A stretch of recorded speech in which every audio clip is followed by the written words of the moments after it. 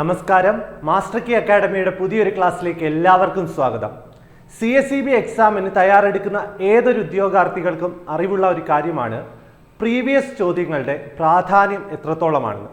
അതുകൊണ്ട് തന്നെ CSEB exam അടുത്തു വന്നിരിക്കുന്ന ഈ ഒരു സാഹചര്യത്തിൽ റീസെൻ്റായിട്ട് ചോദിച്ചിട്ടുള്ള കുറച്ച് പ്രീവിയസ് ചോദ്യങ്ങളും ഇനി ചോദിക്കാൻ സാധ്യതയുള്ള കുറച്ച് ഭാഗങ്ങളുമെല്ലാം ഡിസ്കസ് ചെയ്തുകൊണ്ടുള്ള ഒരു ക്ലാസ്സാണ്. അതുകൊണ്ട് തുടക്കം തൊട്ട് അവസാനം വരെ ശ്രദ്ധാപൂർവം എല്ലാവരും ക്ലാസ്സുകൾ കാണുക. അപ്പോൾ നമുക്ക് ഒന്നാമത്തെ ചോദ്യത്തിലേക്ക് പോകാം. Dash is the wholesale society of Denmark. ഡെൻമാർക്കിന്റെ ഹോൾസെയിൽ സൊസൈറ്റി ഏതാണെന്നാണ് ചോദ്യം. അപ്പോൾ നമ്മുടെ CSEB എക്സാമിന് വളരെ പ്രധാനപ്പെട്ട ഒരു ഏരിയയാണ് ഫോറിൻ കോർപ്പറേഷൻ എന്ന് പറയുന്നത്. പല രാജ്യങ്ങളുടെ സഹകരണം നമുക്ക് പഠിക്കാനുണ്ട്. അതിലെ വളരെ പ്രധാനപ്പെട്ട ഒരു രാജ്യമാണ് ഡെൻമാർക്ക് എന്ന് പറയുന്നത്. അപ്പോൾ പഠിക്കുമ്പോൾ നിങ്ങൾ England, Germany, Denmark, France, Italy, China എന്നീ രാജ്യങ്ങൾക്ക് കൂടുതൽ പ്രാധാന്യം കൊടുക്കുക. അപ്പോൾ നമ്മുടെ ഡെൻമാർക്കിന്റെ ഹോൾസെയിൽ സൊസൈറ്റി ഏതാണെന്നാണ് ചോദ്യം. Options FDB, ALKA, KOH, LUR എന്നൊക്കെ പറയുന്ന കുറച്ച് ഓപ്ഷൻസ് ഉണ്ട്. ഇവിടെ ഡെൻമാർക്കിന്റെ ഹോൾസെയിൽ സൊസൈറ്റി അറിയപ്പെടുന്ന പേരാണ് ചോദിച്ചേക്കുന്നത്. ആൻസർ എന്ന് പറയുന്നത് ഓപ്ഷൻ A FDB ആണ്.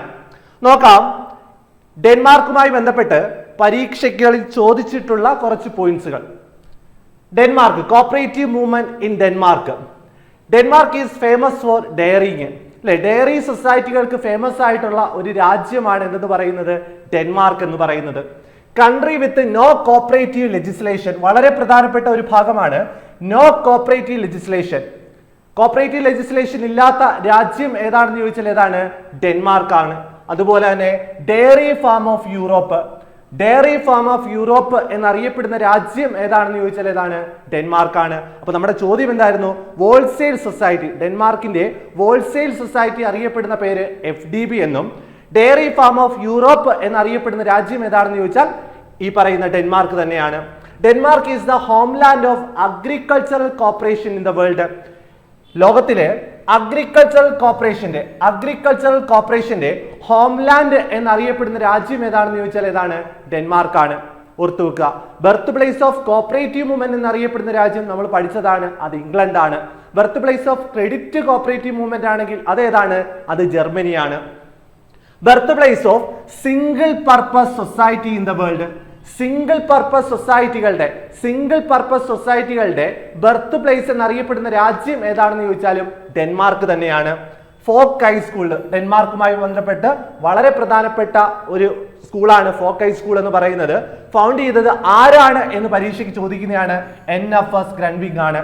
ഫോക്ക് ഹൈസ്കൂൾ, ഡെൻമാർക്കിലെ ഫോക്ക് ഹൈസ്കൂൾ ഫൗണ്ട് ചെയ്തത് ആരാണെന്ന് ചോദിച്ചാൽ NFS ഗ്രൺവിങ് ആണ്. Father of cooperative movement in Denmark. Father of cooperative movement in Denmark എന്ന് ചോദിച്ചാൽ HC സോയിൻ ആണ്. HC സോയിൻ ആണ് ഡെൻമാർക്കിന്റെ കോപ്പറേറ്റീവ് മൂവ്മെന്റിന്റെ പിതാവ് എന്നറിയപ്പെടുന്നത്. അപ്പൊ നമുക്കറിയാവുന്നതാണ് ഫാദർ ഓഫ് കോപ്പറേറ്റീവ് മൂവ്മെന്റ് ആരാണ്? അത് റോബർട്ട് ഓവൻ ആണ്. Father of cooperative movement in India എന്ന് ചോദിച്ചാൽ അതാരാണ്? അത് ഫ്രെഡറിക് നിക്കോൾസൺ ആണ്. ഡെൻമാർക്കിലെ കോപ്പറേറ്റീവ് മൂവ്മെന്റിന്റെ പിതാവ് ആരാണെന്ന് ചോദിച്ചാൽ ആരാണ്? HC സോയിൻ ആണ്. The goods produced by the dairy cooperative Denmark are sold under the trade name Lerbrand. ഓർത്തു വെക്കുക, ഡയറി സൊസൈറ്റികളുടെ ഫേമസ് ആയിട്ട് ഡയറി സൊസൈറ്റികൾ കാണപ്പെടുന്ന രാജ്യമാണ് ഡെൻമാർക്ക് എന്ന് പറഞ്ഞു. അവിടെ ഈ പറയുന്ന ഏത് ട്രേഡ് നെയിമിലാണ് ഡയറി പ്രോഡക്റ്റുകൾ വിൽപ്പന ചെയ്യുന്നതെന്ന് ചോദിച്ചാൽ ലെർബ്രാൻഡ് ആണ്. അപ്പൊ ലെർബ്രാൻഡ് എന്ന് പറയുന്നത് ഏത് രാജ്യത്തിന്റെ ട്രേഡ് നെയിം ആണെന്ന് ചോദിച്ചാൽ അത് ഡെൻമാർക്കാണ്. അതുപോലെ FDB, അല്ലെ, ഈ ഡെൻമാർക്കിന്റെ ഹോൾസെയിൽ സൊസൈറ്റിയാണ് FDB എന്നറിയപ്പെടുന്നത്. FDB നിലവിൽ വന്ന വർഷം പരീക്ഷയ്ക്ക് ചോദിച്ചതാണ് 1896. ഓർത്തു വെക്കുക. അപ്പോൾ ഡെൻമാർക്കുമായി ബന്ധപ്പെട്ട് എക്സാമുകളിൽ മാറി മാറി ചോദിച്ചിട്ടുള്ള പോയിന്റ്സുകളാണ് ഈ തന്നിട്ടുള്ളത്. ഡെയറി കോപ്പറേറ്റീവിന്റെ ഏറ്റവും കൂടുതൽ ഫേമസ് ആയിട്ടുള്ള രാജ്യമാണ് Denmark. Dairy farm of Europe വളരെ പ്രധാനപ്പെട്ടതാണ്. ഡെയറി ഫാം ഓഫ് യൂറോപ്പ് എന്നറിയപ്പെടുന്ന രാജ്യം ഡെൻമാർക്കാണ്. FDB ഡെവലപ്പ് ചെയ്തിട്ടുള്ള രാജ്യം ഏതാണെന്ന് ചോദിച്ചാൽ ഡെൻമാർക്കാണ്. അതുപോലെ HC സോയിൻ ആണ് ഈ പറയുന്ന ഡെൻമാർക്കിലെ കോപ്പറേറ്റീവ് മൂവ്മെന്റിന്റെ പിതാവ് എന്നറിയപ്പെടുന്നത്. ഫോക്ക് ഹൈസ്കൂൾ ഫൗണ്ട് ചെയ്തത് NFS ഗ്രൺവിങ് ആണെന്നും ഓർത്തു വെക്കുക. അടുത്തത്, the year in which Kerala Cooperative Societies Act last amended in the year. നമ്മുടെ ലോയുടെ ഭാഗം കേരള കോപ്പറേറ്റീവ് സൊസൈറ്റീസ് ആക്ട് 1969. ഇപ്പൊ ലേറ്റസ്റ്റ് ആയിട്ട് 2023 ഈ പറയുന്ന നിയമം അമെൻഡ് ചെയ്ത് വന്നിട്ടുണ്ട്. ഇപ്പൊ റൂളും അമെൻമെന്റ് വന്നിട്ടുണ്ട്. പക്ഷേ ഈ വരുന്ന എക്സാമിന് റൂൾ അമെൻമെന്റ് ചോദിക്കില്ല എന്ന് പറഞ്ഞിട്ടുണ്ട്. അതുകൊണ്ട് പഴയ റൂൾ തന്നെ നിങ്ങൾ പഠിച്ചിട്ട് പോവുക. ആക്ട് പ്രകാരം അമെൻമെന്റുകൾ വന്നിട്ടുണ്ട്. അതെല്ലാം പ്രധാനമായിട്ട് നോക്കി പോകേണ്ടതാണ്. അതൊക്കെ ആയിരിക്കും കൂടുതൽ പ്രാധാന്യത്തോടു കൂടി ചോദിക്കാൻ സാധ്യതയുള്ളതും. ഇവിടെ Kerala cooperative societies act last amend ചെയ്തത് ഏത് വർഷം ആണെന്നാണ് ചോദ്യം. നമുക്കറിയാം Kerala cooperative KCS act 1969 last amend ചെയ്തത് 2023 അല്ലേ? അതുകൊണ്ട് ആ ഒരു നിയമത്തെ അറിയപ്പെടുന്ന പേരെന്താണ്? കേരള കോപ്പറേറ്റീവ് സൊസൈറ്റീസ് അമെൻമെന്റ് ആക്ട് 2023. കേരള കോപ്പറേറ്റീവ് സൊസൈറ്റീസ് അമെൻമെന്റ് ആക്ട് 2023. അത് പ്രാബല്യത്തിൽ വന്നത്, നടപ്പാക്കിയത് 2024. പക്ഷേ നിയമം ഈ പറയുന്ന അമെൻമെന്റ് വന്നത് എന്താണെന്ന് വെച്ചാൽ 2023. അപ്പൊ ലാസ്റ്റ് അമെൻഡ് ചെയ്ത വർഷമാണ് ഇവിടെ ചോദിച്ചേക്കുന്നത്. ലാസ്റ്റ് അമെൻഡ് ചെയ്ത വർഷം 2023 ഓർത്തു വെക്കുക. നോക്കണേ, കേരള കോപ്പറേറ്റീവ് സൊസൈറ്റീസ് ആക്ട് KCSന്റെ പൂർണ്ണ രൂപം പരീക്ഷയ്ക്ക് ചോദിച്ചാണ്. കേരള കോപ്പറേറ്റീവ് സൊസൈറ്റീസ് ആക്ട് എന്നാണ്. അത് നിലവിൽ വന്നത്, KCS ആക്ട് നിലവിൽ വന്നത് 15/5/1969. അത് എത്രാം നമ്പർ നിയമമാണെന്ന് ചോദിച്ചാൽ 21ാം നമ്പർ നിയമമാണ്. ഓർത്തു വെക്കുക. 1969 KCS ആക്ട് എത്രാമത്തെ നമ്പർ നിയമമാണെന്ന് ചോദിച്ചാൽ 21ാമത്തെ നമ്പർ നിയമമാണ്.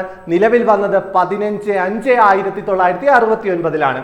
KCS ആക്ട് ഒഫീഷ്യൽ ഗസറ്റിൽ പബ്ലിഷ് ചെയ്ത ഡേറ്റും വർഷവും ചോദിച്ചാണ് 12/5/1969. അപ്പോൾ ഒഫീഷ്യൽ ഗസറ്റിൽ നോട്ടിഫിക്കേഷൻ വന്നത് 12/5/1969 KCS ആക്ട് പ്രാബല്യത്തിൽ വന്നത് കെയിം ഇൻ ടു ഫോഴ്സ് ആണെങ്കിൽ 15/5/1969. അതുപോലെ തന്നെ KCS റൂളാണ്, കേരള കോപ്പറേറ്റീവ് സൊസൈറ്റീസ് റൂളാണ് നിലവിൽ വന്ന ഡേറ്റ് ചോദിക്കുന്നതെങ്കിൽ അത് 14/7/1969. അപ്പൊ KCS ആക്ട് നിലവിൽ വന്നത് 15/5/1969.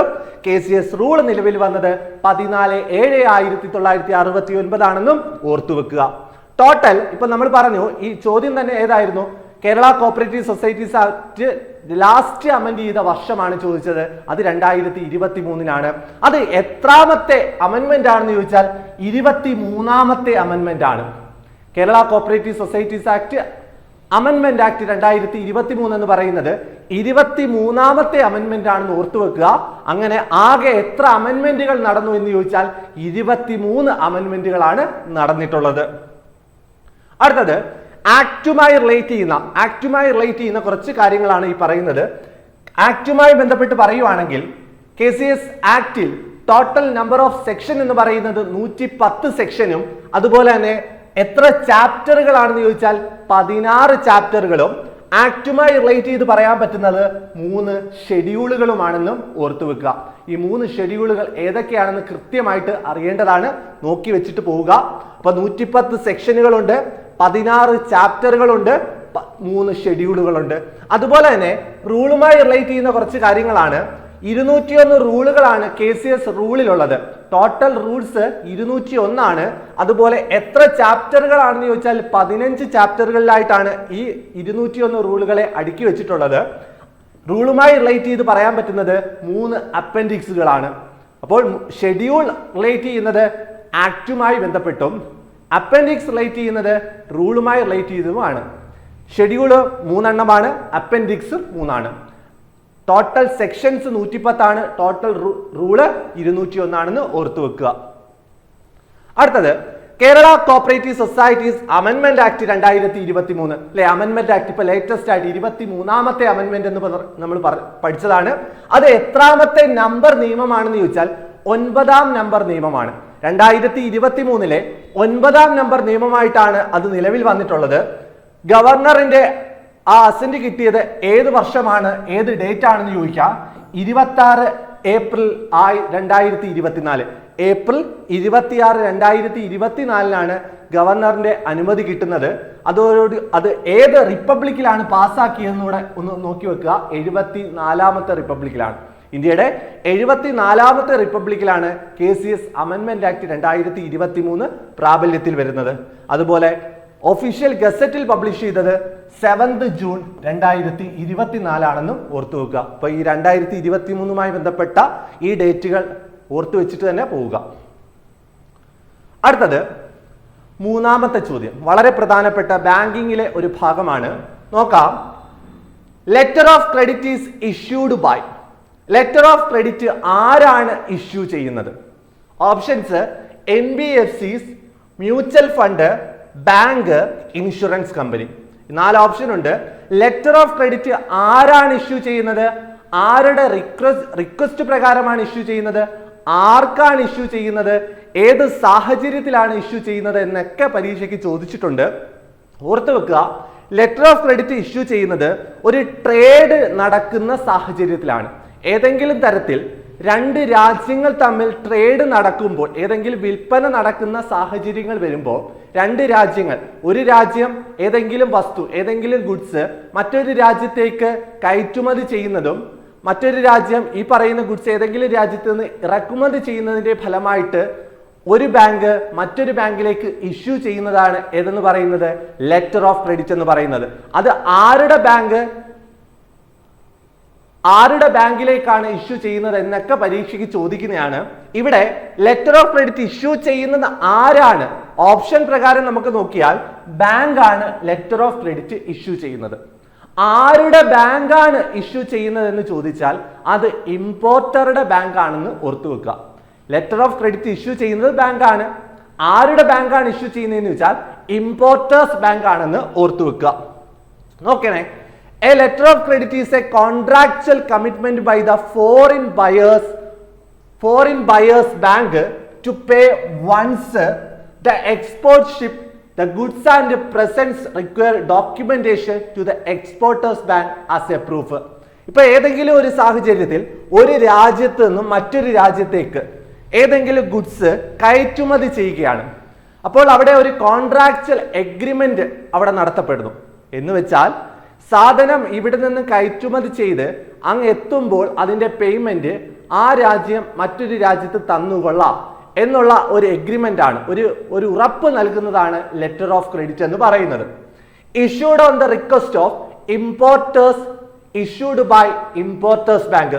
ഓർത്തു വെച്ചോണം, അത് ആരാണ് ഇഷ്യൂ ചെയ്യുന്നത്?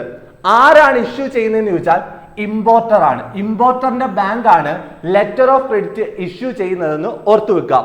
ഇഷ്യൂഡ് ടു, ആർക്കാണ് അത് ഇഷ്യൂ ചെയ്യുന്നതെന്ന് ചോദിച്ചാൽ എക്സ്പോർട്ടറിന്റെ ബാങ്കിലേക്കാണ്. അപ്പൊ ലെറ്റർ ഓഫ് ക്രെഡിറ്റ് ഇഷ്യൂ ചെയ്യുന്നത് ആരാണെന്ന് ചോദിച്ചാൽ ഇമ്പോർട്ടർ ബാങ്കും, ലെറ്റർ ഓഫ് ക്രെഡിറ്റ് ആർക്കാണ് ഇഷ്യൂ ചെയ്യുന്നതെന്ന് ചോദിച്ചാൽ എക്സ്പോർട്ടറിന്റെ ബാങ്കുമാണെന്ന് ഓർത്തു വെക്കുക. Letter of credit is addressed to, ആരിലേക്കാണ്, ആർക്കാണ്? നമ്മൾ ഓൾറെഡി പറഞ്ഞതാ, ഇത് പല രീതിയിൽ ചോദിച്ചേ ഉള്ളൂ. ലെറ്റർ ഓഫ് ക്രെഡിറ്റ് ആരിലേക്കാണ് അഡ്രസ് ചെയ്യുന്നതെന്ന് ചോദിച്ചാൽ എക്സ്പോർട്ടറിന്റെ ബാങ്കിലേക്കാണ്. Letter of credit is a general utility service of a bank. ഈ പറയുന്ന ബാങ്കിന്റെ functions, primary function, secondary function എന്നൊക്കെ നമ്മൾ പറഞ്ഞ് പഠിക്കുന്നതാണ്. അതിൽ ലെറ്റർ ഓഫ് ക്രെഡിറ്റ് എന്ന് പറയുന്നത് ബാങ്കിനെ സംബന്ധിച്ച് ഒരു ജനറൽ യൂട്ടിലിറ്റി ഫംഗ്ഷൻ ആണെന്ന് ഓർത്തു വെക്കുക. പരീക്ഷയിൽ ചോദിച്ചതാണ് ലെറ്റർ ഓഫ് ക്രെഡിറ്റ് ബാങ്കിനെ സംബന്ധിച്ച് ഏത് തരം ഫംഗ്ഷൻ ആണെന്ന് ചോദിച്ചതാണ്. അതൊരു ജനറൽ യൂട്ടിലിറ്റി സർവീസ് ആണ്. അപ്പൊ ഇവിടെ നമുക്ക് ഓർത്തു വെക്കേണ്ടത് ലെറ്റർ ഓഫ് ക്രെഡിറ്റ് ആരാണ് ഇഷ്യൂ ചെയ്യുന്നത്? ബാങ്ക് ആണ് ഇഷ്യൂ ചെയ്യുന്നത്, അല്ലെ? ആരുടെ ബാങ്ക് ആണെന്ന് എടുത്തു ചോദിച്ചാൽ അത് ഇമ്പോർട്ടറിന്റെ ബാങ്ക് ആണ്. ആർക്കാണ് അത് കൊടുക്കുന്നതെന്ന് ചോദിച്ചാൽ അത് എക്സ്പോർട്ടറിന്റെ ബാങ്കിലേക്കാണ് കൊടുക്കുന്നത്. അതെല്ലാം നോട്ട് ചെയ്ത് വെച്ച് പഠിക്കേണ്ടതാണ്. അടുത്ത ചോദ്യം, in dash type of joint account only the first account holder primary can access and operate the account till the time she or he is alive. ഇവിടെ ടൈപ്പ് ഓഫ് ജോയിന്റ് അക്കൗണ്ടുകളെ പറ്റിയുള്ള ഒരു ചോദ്യമാണ്, വളരെ പ്രധാനപ്പെട്ട ഒരു ചോദ്യമാണ്. In dash type of joint account only the first account holder അഥവാ primary can access and operate the account till the time she or he alive. ഇവിടെ ആദ്യത്തെ അക്കൗണ്ട് ഹോൾഡർ, പ്രൈമറി അക്കൗണ്ട് ഹോൾഡറിനാണ് അക്കൗണ്ട് ഓപ്പറേറ്റ് ചെയ്യാനുള്ള എല്ലാ അധികാരങ്ങളും കൊടുത്തിട്ടുള്ളതെങ്കിൽ, joint അക്കൗണ്ടിന്റെ കേസിലാണ് അല്ലെ, ജോയിന്റ് അക്കൗണ്ട് 2 പേര് തമ്മിൽ ചേർന്ന് ഒരു ജോയിന്റ് അക്കൗണ്ട് ഓപ്പൺ ചെയ്യുന്ന അവസരത്തിൽ ആദ്യം അവിടെ സൈൻ ചെയ്യുന്ന, ആ ജോയിന്റ് അക്കൗണ്ട് ഓപ്പൺ ചെയ്യുന്ന ആ ഒരു ഫോമിനകത്ത് പ്രൈമറി അക്കൗണ്ട് ഹോൾഡർ അല്ലെങ്കിൽ പ്രൈമറി പേഴ്സൺ ആയിട്ട് സൈൻ ചെയ്യുന്ന വ്യക്തിയാണ് ആരാണോ അയാൾക്ക് മാത്രമാണ് ആ ഒരു അക്കൗണ്ട് ഓപ്പൺ ചെയ്യാനും ഓപ്പറേറ്റ് ചെയ്യാനും ഒക്കെ കഴിയുന്നതെങ്കിൽ അത് ഏത് തരം ജോയിന്റ് അക്കൗണ്ട് എന്നാണ് ചോദിച്ചേക്കുന്നത്. Former or survivor, either or survivor, anyone or survivor, latter or survivor. ഇവിടെ പ്രൈമറി അക്കൗണ്ട് ഹോൾഡറിനാണ് എല്ലാ പ്രയോറിറ്റിയും കൊടുക്കുന്നത്. അതുകൊണ്ട് തന്നെ ഇവിടെ ആൻസർ എന്ന് പറയുന്നത് ഫോർമർ ഓർ സർവൈവർ ആണ്. ഫോർമർ ഓർ സർവൈവർ ജോയിന്റ് അക്കൗണ്ടിന്റെ കേസിലാണ് പ്രൈമറി അക്കൗണ്ട് ഹോൾഡറിന് എല്ലാ വിധത്തിലുള്ള അധികാരങ്ങളും കിട്ടുന്നത്. പ്രൈമറി അക്കൗണ്ട് ഹോൾഡർ അല്ലെങ്കിൽ ഫസ്റ്റ് പേഴ്സൺ ആയിട്ട് സൈൻ ചെയ്ത വ്യക്തി ആരാണോ അദ്ദേഹം മരണപ്പെട്ടാൽ മാത്രമേ രണ്ടാമത്തെ ആയിട്ടുള്ള സർവൈവറിന് ഈ പറയുന്ന അക്കൗണ്ട് ഓപ്പറേറ്റ് ചെയ്യാനുള്ള അധികാരമുള്ളൂ. അപ്പോൾ പ്രൈമറി പേഴ്സണിന് അധികാരം കൊടുക്കുന്നത് ഏത് തരത്തിലുള്ള അക്കൗണ്ട് ആണെന്ന് ചോദിച്ചാൽ അത് ഫോർമർ ഓർ സർവൈവർ അക്കൗണ്ട് ആണെന്ന് ഓർത്തു വെക്കുക. അടുത്തത് either or survivor. Either or survivor എന്ന് പറയുന്നത് ടൈപ്പ് ഓഫ് ജോയിന്റ് അക്കൗണ്ട് ആണ്. This is A most common form of joint account. Only 2 individual can operate the account. 2 പേര് ചേർന്ന് ഓപ്പറേറ്റ് ചെയ്യുന്ന അക്കൗണ്ട് ആണ് either or survivor. Primary account holder and secondary account holder both can access the account and transfer the fund.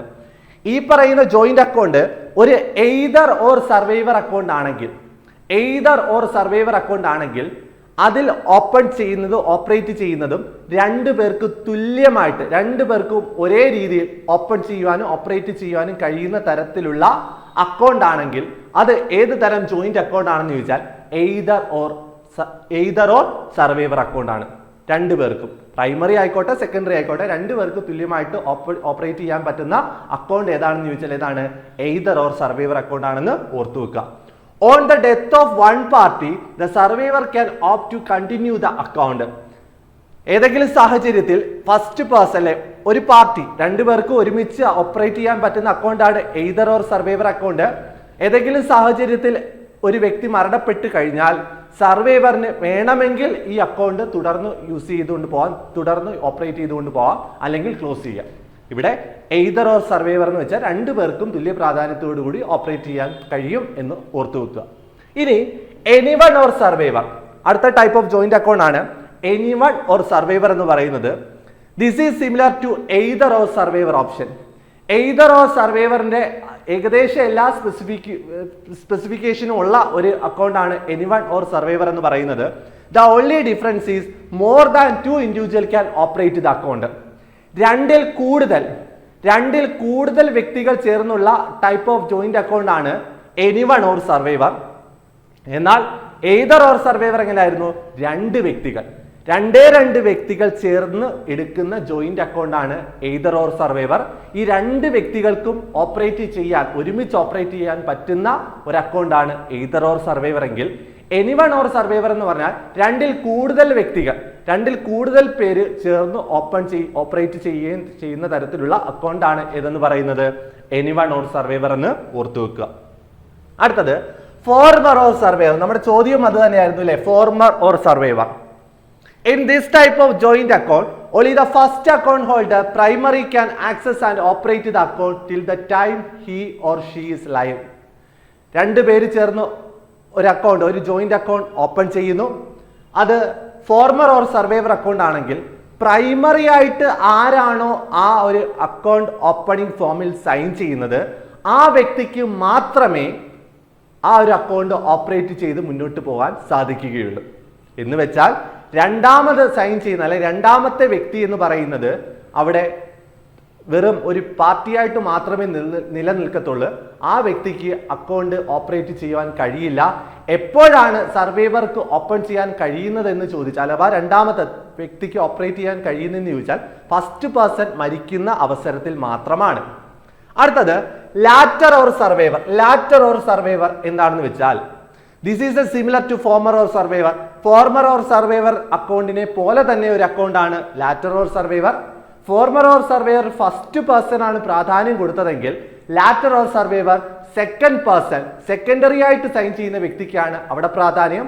രണ്ടാമത്തെ വ്യക്തിയായിരിക്കും account operate ചെയ്യാനുള്ള എല്ലാ അധികാരങ്ങളും കൊടുത്തിട്ടുള്ളത്. The main difference is only the second account holder. അതാണ് അവിടെ നോക്കേണ്ടത്. Second account holder can access and operate the account till the time he or she is alive. The primary or first account holder can operate the account only on death of the secondary account holder. Secondary account holder എപ്പോഴാണോ മരണപ്പെടുന്നത് അപ്പോൾ മുതൽ മാത്രമേ primary account ഹോൾഡറിന് account operate ചെയ്യാൻ കഴിയുകയുള്ളൂ. അത്തരത്തിലുള്ള joint account ആണ് ഏതെന്ന് പറയുന്നത് ലാറ്റർ ഓർ സർവൈവർ എന്ന് പറയുന്നത്. ഓർത്തു വെക്കുക. അടുത്തത് ജോയിന്റ്ലി ജോയിന്റ് അക്കൗണ്ട് എന്താണ്? In this type of account, all the transaction need to be signed and mandated by all the account holder. ഇപ്പോൾ ജോയിന്റ് അക്കൗണ്ട് ആണ് ഓപ്പൺ ചെയ്യുന്നതെങ്കിൽ, രണ്ട് പേര് ചേർന്നാണ് ജോയിന്റ്ലി അക്കൗണ്ട് എടുക്കുന്നതെങ്കിൽ ഈ രണ്ട് പേരും ഒരുമിച്ച് സൈൻ ചെയ്താൽ മാത്രമേ ആ അക്കൗണ്ടിലെ ഓപ്പറേഷൻസ് ഒക്കെ നടത്തുവാൻ സാധിക്കുകയുള്ളൂ. രണ്ടുപേരുടെ തുല്യ അവകാശം, രണ്ടുപേര് തുല്യമായി പാർട്ടിസിപ്പേറ്റ് ചെയ്താൽ മാത്രമേ ആ അക്കൗണ്ട് ഓപ്പറേറ്റ് ചെയ്യുവാൻ കഴിയുകയുള്ളൂ. എന്ന് വെച്ചാൽ ഒരാൾക്ക് നമുക്കൊരു ചെക്ക് കൊടുക്കണം, ജോയിന്റ് അക്കൗണ്ടിൽ നിന്ന് ഒരാൾക്ക് ചെക്ക് കൊടുക്കണമെങ്കിൽ രണ്ടുപേരും ആ ചെക്കിൽ സൈൻ ചെയ്താൽ മാത്രമേ ആ ഒരു അക്കൗണ്ട് വഴിയുള്ള ട്രാൻസാക്ഷൻ നടക്കുകയുള്ളൂ. If any of the account holder dies, then the account cannot be further operated. അതാണ് വളരെ പ്രധാനമായിട്ട് ഓർത്തു വെക്കേണ്ടത്. ജോയിന്റ് അക്കൗണ്ടിന്റെ കേസിൽ എന്താണ് സംഭവിക്കുന്നതെന്ന് ചോദിച്ചാൽ, ഏതെങ്കിലും ഒരു പാർട്ടി മരണപ്പെടുകയാണെങ്കിൽ പിന്നീട് രണ്ടാമത് ജീവനുള്ള വ്യക്തിക്ക് അക്കൗണ്ട് തുടർന്ന് കൊണ്ടുപോകാൻ സാധിക്കുകയില്ല. The balance proceeds shall be payable to survivor. പിന്നീട് അതിനകത്ത് കിടക്കുന്ന ബാലൻസ് പേയ്മെന്റ് സർവൈവറിന് പിൻവലിച്ചു കൊണ്ടുപോകാം. തുടർന്ന് ആ ഒരു അക്കൗണ്ട് ഓപ്പറേറ്റ് ചെയ്ത് കൊണ്ടുപോകാൻ സാധിക്കുന്നതല്ല. അടുത്തത് ജോയിൻലി ഓർ സർവൈവർ അക്കൗണ്ട് എന്താണെന്ന് ചോദിച്ചാൽ, this is similar to jointly option. നേരത്തെ പറഞ്ഞ ജോയിൻലി ഓപ്ഷൻ പോലെ തന്നെ ഒരു അക്കൗണ്ട് ആണ് ജോയിൻലി ഓർ സർവൈവർ. ഇവിടെ ഒരു ഡിഫറൻസ് എന്ന് പറയുന്നത്, the survivor can continue to operate the account. Survivor ജീവനോടെ ഉള്ള വ്യക്തിക്ക് അക്കൗണ്ട് തുടർന്ന് കൊണ്ടുപോകാൻ സാധിക്കുന്നുണ്ടെങ്കിൽ അത് ജോയിൻലി ഓർ സർവൈവർ ആണ്. ജോയിൻലി അക്കൗണ്ട് എന്ന് വെച്ചാൽ എന്താണ്? അവിടുത്തെ ഒരു പാർട്ടി മരണപ്പെട്ടു കഴിഞ്ഞാൽ പിന്നെ അടുത്ത പാർട്ടിക്ക്, ജീവനുള്ള വ്യക്തിക്ക് അവിടെ അക്കൗണ്ട് ഓപ്പറേറ്റ് ചെയ്ത് കൊണ്ടുപോകാൻ സാധിക്കുകയില്ല, അക്കൗണ്ട് ക്ലോസ് ചെയ്യേണ്ടതായിട്ട് വരും. പക്ഷേ ജോയിൻലി ഓർ സർവൈവർ അക്കൗണ്ടിലെ കേസിൽ ഒരു പാർട്ടി മരണപ്പെട്ടാൽ സർവൈവറിന് അക്കൗണ്ട് ഓപ്പറേറ്റ് ചെയ്ത് കൊണ്ടുപോകാൻ സാധിക്കുന്നതാണ്. അടുത്തത് അഞ്ചാമത്തെ ചോദ്യം. A temporary accommodation provided by bank to its customer is called. ഒരു temporary accommodation provided by the bank to the കസ്റ്റമറിന് ഒരു പ്രധാനപ്പെട്ട ഒരു ടെമ്പററി ആയിട്ട് കൊടുക്കുന്ന അക്കോമഡേഷൻ ഏതാണെന്നാണ് ചോദിച്ചേക്കുന്നത്. Short term loan, overdraft, cash credit, none of these. അപ്പോൾ ഒരു കസ്റ്റമറിന് ബാങ്ക് കൊടുക്കുന്ന ഒരു ടെമ്പററി അക്കോമഡേഷനെ പറയുന്ന പേര് എന്താണെന്ന് ചോദിച്ചാൽ answer option be over draft ആണ്. നമുക്കറിയാം ഓവർ ഡ്രാഫ്റ്റ് ഫെസിലിറ്റി അല്ലെ, കറണ്ട് അക്കൗണ്ട് ഹോൾഡേഴ്സിന് കൊടുക്കുന്ന ഒരു ഫെസിലിറ്റിയാണ് ഓവർ ഡ്രാഫ്റ്റ് ഫെസിലിറ്റി എന്ന് പറയുന്നത്. അക്കൗണ്ടിലുള്ള എമൗണ്ടിനേക്കാൾ കുറച്ചുകൂടെ എമൗണ്ട് കടമായിട്ട് ബാങ്ക് പ്രൊവൈഡ് ചെയ്യുന്ന, ഒരു പെട്ടെന്നുള്ള ആവശ്യത്തിന് ബാങ്ക് പ്രൊവൈഡ് ചെയ്യുന്നതാണ് ഏതെന്ന് പറയുന്നത് ഓവർ ഡ്രാഫ്റ്റ് ഫെസിലിറ്റി എന്ന് പറയുന്നത്. അത് ഒരു ടെമ്പററി അക്കോമഡേഷൻ ആണ്, ബാങ്ക് കൊടുക്കുന്ന ഒരു ടെമ്പററി അക്കോമഡേഷൻ ആണെന്ന് ഓർത്തു വെക്കുക. നോക്കണേ, ഓവർ ഡ്രാഫ്റ്റുമായി ബന്ധപ്പെട്ട അറിഞ്ഞിരിക്കേണ്ട കുറച്ച് പോയിന്റുകൾ. Overdraft is a facility available to current account holder. ഓർത്തു വെച്ചോണം, കറണ്ട് അക്കൗണ്ട് ഹോൾഡേഴ്സിന് കൊടുക്കുന്ന ഒരു ഫെസിലിറ്റിയാണ് ഓവർഡ്രാഫ്റ്റ് ഫെസിലിറ്റി എന്ന് പറയുന്നത്. Withdraw more than there account balance. അവരുടെ അക്കൗണ്ട് ബാലൻസിൽ ഉള്ളതിനേക്കാൾ അധിക എമൗണ്ടുകൾ വിഡ്രോ ചെയ്ത് കൊണ്ടുപോകാൻ സാധിക്കുന്നുണ്ടെങ്കിൽ അത് ഏത് തരം ഫെസിലിറ്റി ആണെന്ന് ചോദിച്ചാൽ ഓവർഡ്രാഫ്റ്റ് ഫെസിലിറ്റി ആണെന്ന് ഓർത്തു വെക്കുക. It is A temporary financial arrangement. ഇതൊരു താൽക്കാലികമായി മാത്രം പ്രൊവൈഡ് ചെയ്യുന്ന ഒരു ഫിനാൻഷ്യൽ അറേഞ്ച്മെന്റ് ആണെന്ന് ഓർത്തു വെക്കുക. Under which current account holder is permitted by the bank to withdraw more than the amount stand to its credit. അക്കൗണ്ടിൽ ഉള്ള എമൗണ്ടിനേക്കാൾ അധിക എമൗണ്ടുകൾ പിൻവലിച്ചു കൊണ്ടുപോകുവാൻ ബാങ്ക് കൊടുക്കുന്ന ഒരു ഫെസിലിറ്റി. ഏത് അക്കൗണ്ട് ഹോൾഡറിന്? കറണ്ട് അക്കൗണ്ട് ഹോൾഡറിന് കൊടുക്കുന്ന ഒരു ഫെസിലിറ്റി, ഒരു ടെമ്പററി ഫിനാൻഷ്യൽ അറേഞ്ച്മെന്റ് ആണ് overdraft. The current account holder can draw money at a limit as agreed to between the banker and the account holder. ബാങ്കും അക്കൗണ്ട് ഹോൾഡറും തമ്മിൽ നേരത്തെ ഒരു എഗ്രിമെന്റ് കാണും. ഒരു ഓവർഡ്രാഫ്റ്റ് ലിമിറ്റ് അക്കൗണ്ട് ഹോൾഡറിന് കൊടുത്തിട്ടുണ്ടായിരിക്കും. ആ ലിമിറ്റിൽ നിന്നുകൊണ്ടുള്ള എമൗണ്ട് ആയിരിക്കും ബാങ്ക് ഈ പറയുന്ന കറണ്ട് അക്കൗണ്ട് ഹോൾഡറിന് കടമായിട്ട് കൊടുക്കുന്നത്. Interest is charge only for the amount withdraw by and not for the full amount sanctioned. ഇപ്പോൾ ഒരു വ്യക്തിക്ക്, ഒരു കറണ്ട് അക്കൗണ്ട് ഹോൾഡറിന് ഓവർ ഡ്രാഫ്റ്റ് ആയിട്ട് അവിടെ ലിമിറ്റ് പറഞ്ഞിട്ടുള്ളത് 1 ലക്ഷം രൂപയാണെന്ന് കരുതുക. എന്നാൽ ആ ഒരു അക്കൗണ്ട് ഹോൾഡർ 50,000 രൂപ മാത്രമേ ഓവർ ഡ്രാഫ്റ്റ് ഫെസിലിറ്റി ഉപയോഗിച്ച് ബാങ്കിൽ നിന്ന് കടമായിട്ട് എടുത്തുകൊണ്ട് പോയിട്ടുള്ളൂ.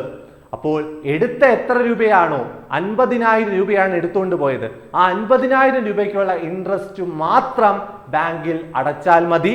അല്ലാതെ സാങ്ഷൻ ചെയ്തു എന്ന് പറഞ്ഞ് ആ 1 ലക്ഷത്തിനും ഇൻട്രസ്റ്റ് അടയ്ക്കേണ്ടതില്ല. For this bank charge high rate of interest. Overdraft കൊടുക്കുന്നതിന്റെ ഫലമായിട്ട് ബാങ്ക് എന്ത് ഈടാക്കുമെന്ന് ചോദിച്ചാൽ നല്ലൊരു ഇൻട്രസ്റ്റ്, നല്ലൊരു പലിശ ഈടാക്കുന്നുണ്ട് ഈ പറയുന്ന ബാങ്ക്. അപ്പോൾ കറണ്ട് അക്കൗണ്ട് ഹോൾഡറിന് കൊടുക്കുന്ന ഒരു ടെമ്പററി ഫിനാൻഷ്യൽ അക്കോമഡേഷൻ ആണ് ഓവർ ഡ്രാഫ്റ്റ് എന്ന് ഓർത്തു വെക്കുക. അടുത്ത, Dash is a mobile banking facility that enables customer to use mobile banking without smartphone or internet connection. Internet കണക്ഷനോ സ്മാർട്ട് ഫോണോ ഒന്നും തന്നെ ഇല്ലാതെ കസ്റ്റമറിന് ബാങ്കിംഗ് ഫെസിലിറ്റികൾ നടപ്പാക്കാൻ സാധിക്കുന്നത് ഏത് തരം മൊബൈൽ ബാങ്കിംഗ് ഫെസിലിറ്റി ആണെന്നാണ് ചോദിച്ചേക്കുന്നത്. IMPS, USSD, പേടിഎം, ഗൂഗിൾ പേ. നമുക്കറിയാം IMPS-ഉം പേടിഎമ്മും ഗൂഗിൾ പേയും ഒക്കെ യൂസ് ചെയ്യണമെങ്കിൽ ഈ പറയുന്ന സ്മാർട്ട് ഫോൺ അല്ലെങ്കിൽ ഇന്റർനെറ്റ് സൗകര്യം ഒക്കെ ഉണ്ടായിരിക്കണം. ഇവിടെ USSD എന്ന് പറയുന്ന ഒരു ബാങ്കിങ് ഫെസിലിറ്റി, മൊബൈൽ വഴി പ്രൊവൈഡ് ചെയ്യാൻ പറ്റുന്ന ഒരു ഫെസിലിറ്റിയാണ്. ഇവിടെ സ്മാർട്ട് ഫോണോ ഇന്റർനെറ്റിന്റെയോ ആവശ്യം ഇല്ല. എന്താണ് USSD? അതിന്റെ ഫുൾ ഫോം ഒന്ന് പഠിച്ചു വെക്കുക. Unstructured supplementary service data. Unstructured supplementary service data എന്നാണ് USSDയുടെ പൂർണ്ണരൂപം. ഈ USSD ഫെസിലിറ്റി മൊബൈൽ വഴി നടപ്പാക്കുന്ന ഒരു ഫെസിലിറ്റിയാണ്. പക്ഷെ ആ ഒരു മൊബൈൽ സ്മാർട്ട് ഫോൺ ആകണമെന്നില്ല, internet connection വേണമെന്നുമില്ല.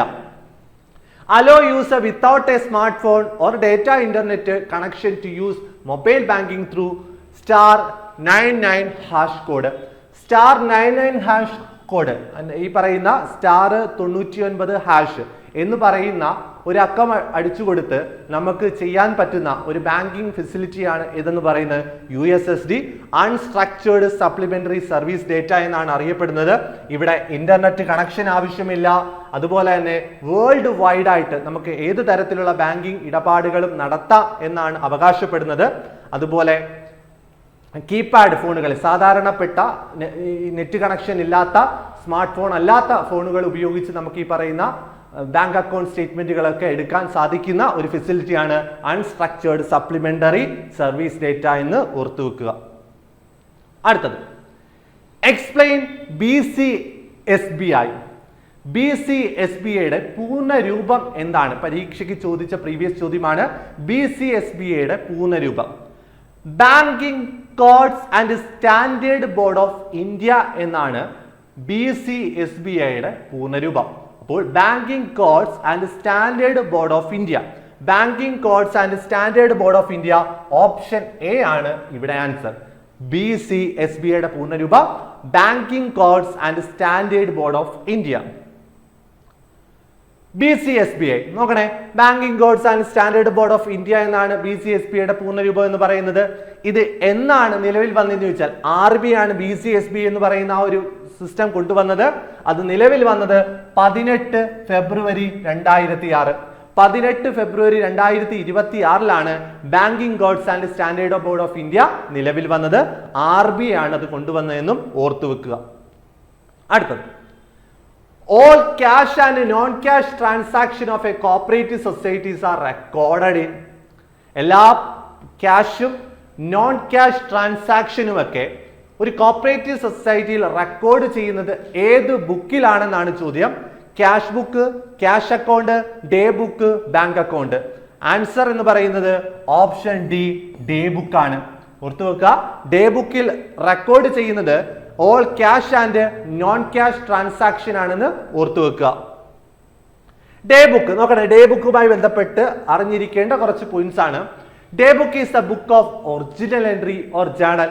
Book of original entry, book of journal എന്നൊക്കെ അറിയപ്പെടുന്ന ബുക്ക് ഏതാണെന്ന് ചോദിച്ചാൽ ഡേ ബുക്ക് ആണ്. ഇതേ cooperatives daily transaction R recorded in day book.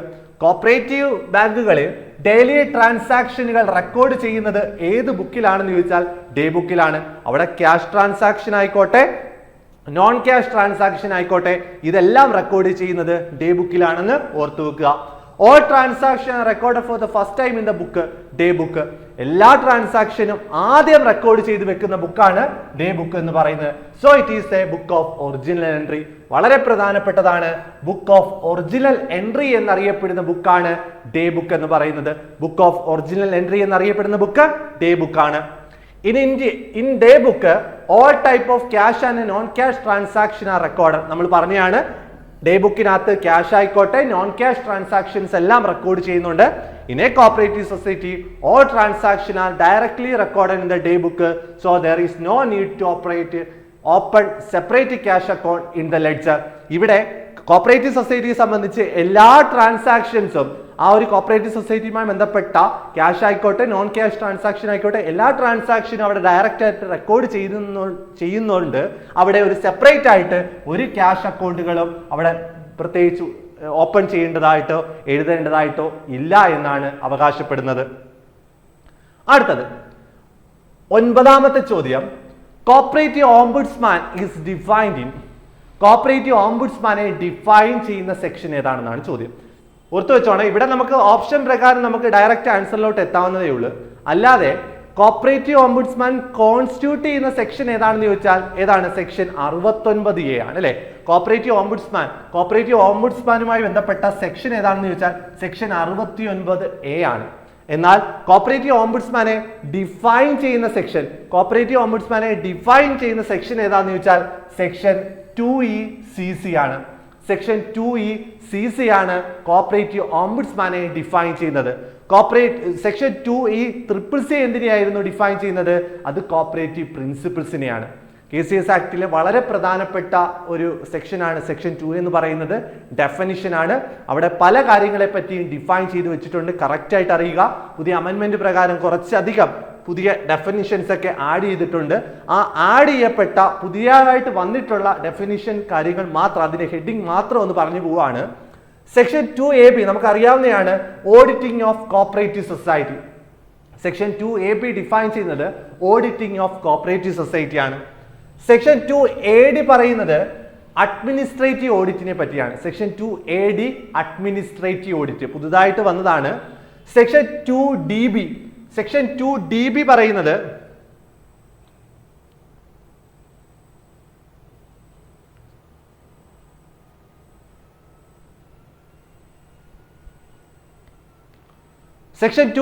പറയുന്നത് common software for primary agriculture credit society PACSന്റെ കോമൺ സോഫ്റ്റ്വെയറിനെ പറ്റി പറയുന്ന സെക്ഷനാണ് സെക്ഷൻ 2DB എന്ന് പറയുന്നത്. സെക്ഷൻ 2DC പറയുന്നത് കൺസോർഷ്യമാണ്. Section 2DC കൺസോർഷ്യമാണ്. സെക്ഷൻ 2QBA പറയുന്നത് സോഷ്യൽ കോപ്പറേറ്റീവ് സൊസൈറ്റി.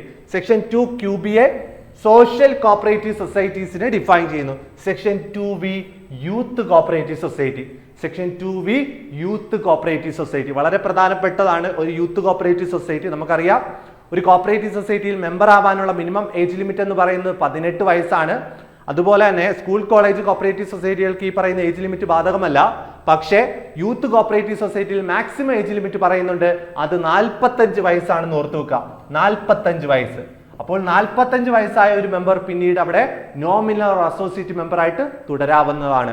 ഇവിടെ സെക്ഷൻ 2V ആണ് യൂത്ത് കോപ്പറേറ്റീവ് സൊസൈറ്റീസിനെ ഡിഫൈൻ ചെയ്യുന്നതെന്ന് ഓർത്തു വെക്കുക. അടുത്തത് 10ാമത്തെ ചോദ്യം. A society is declared to be a central society by.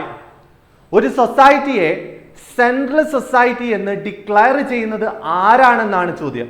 Central society എന്ന് ഡിക്ലയർ ചെയ്യുന്നത് നമുക്കറിയാം സെക്ഷൻ 2Dയിലാണ് സെൻട്രൽ സൊസൈറ്റീസിനെ ഡിഫൈൻ ചെയ്യുന്നത്. സെക്ഷൻ 2Dയിലാണ് സെൻട്രൽ സൊസൈറ്റീസിനെ ഡിഫൈൻ ചെയ്യുന്നത്. സെൻട്രൽ സൊസൈറ്റി എന്ന് ഡിക്ലയർ ചെയ്യുന്നത് ആരാണെന്ന് ചോദിച്ചാൽ രജിസ്ട്രാർ ഓർ ഗവൺമെന്റ് ആണ്. ഒരു സൊസൈറ്റി സെൻട്രൽ സൊസൈറ്റി ആണെന്ന് ഡിക്ലയർ ചെയ്യുന്നത് ആരാണെന്ന് ചോദിച്ചാൽ രജിസ്ട്രാർ അല്ലെങ്കിൽ ഗവൺമെന്റ് ആണ്. അതുപോലെ തന്നെ സെക്ഷൻ 2A പ്രകാരം ഡിഫൈൻ ചെയ്യുന്നത് അപ്പെക്സ് സൊസൈറ്റി ആണ്. അപ്പെക്സ് സൊസൈറ്റിയെ ഡിഫൈൻ ചെയ്യുന്നത് രജിസ്ട്രാർ ആണെന്നും ഓർത്തു വെക്കാം. ഒരു സൊസൈറ്റി അപ്പെക്സ് സൊസൈറ്റി ആണെന്ന് ഡിക്ലെയർ ചെയ്യുന്നത് രജിസ്ട്രാറും ഒരു സൊസൈറ്റി സെൻട്രൽ സൊസൈറ്റി ആണെന്ന് ഡിക്ലെയർ ചെയ്യുന്നത് രജിസ്ട്രാർ ഓർ ഗവൺമെന്റ് ആണെന്ന് ഓർത്തു വെക്കുക. ഇവിടെ ആൻസർ ഓപ്ഷൻ ഡി ആണ്. അതുപോലെ തന്നെ സെൻട്രൽ സൊസൈറ്റിയുടെ ഏരിയ ഓപ്പറേഷൻ എന്ന് പറയുന്നത് 1 or more റവന്യൂ ഡിസ്ട്രിക്റ്റ് ആണ്. സെൻട്രൽ സൊസൈറ്റിയുടെ area operation 1 or more revenue district ആണെന്ന് ഓർത്തു വെക്കുക. അടുത്തത്, that society having more than one district as its area operation. more than one district.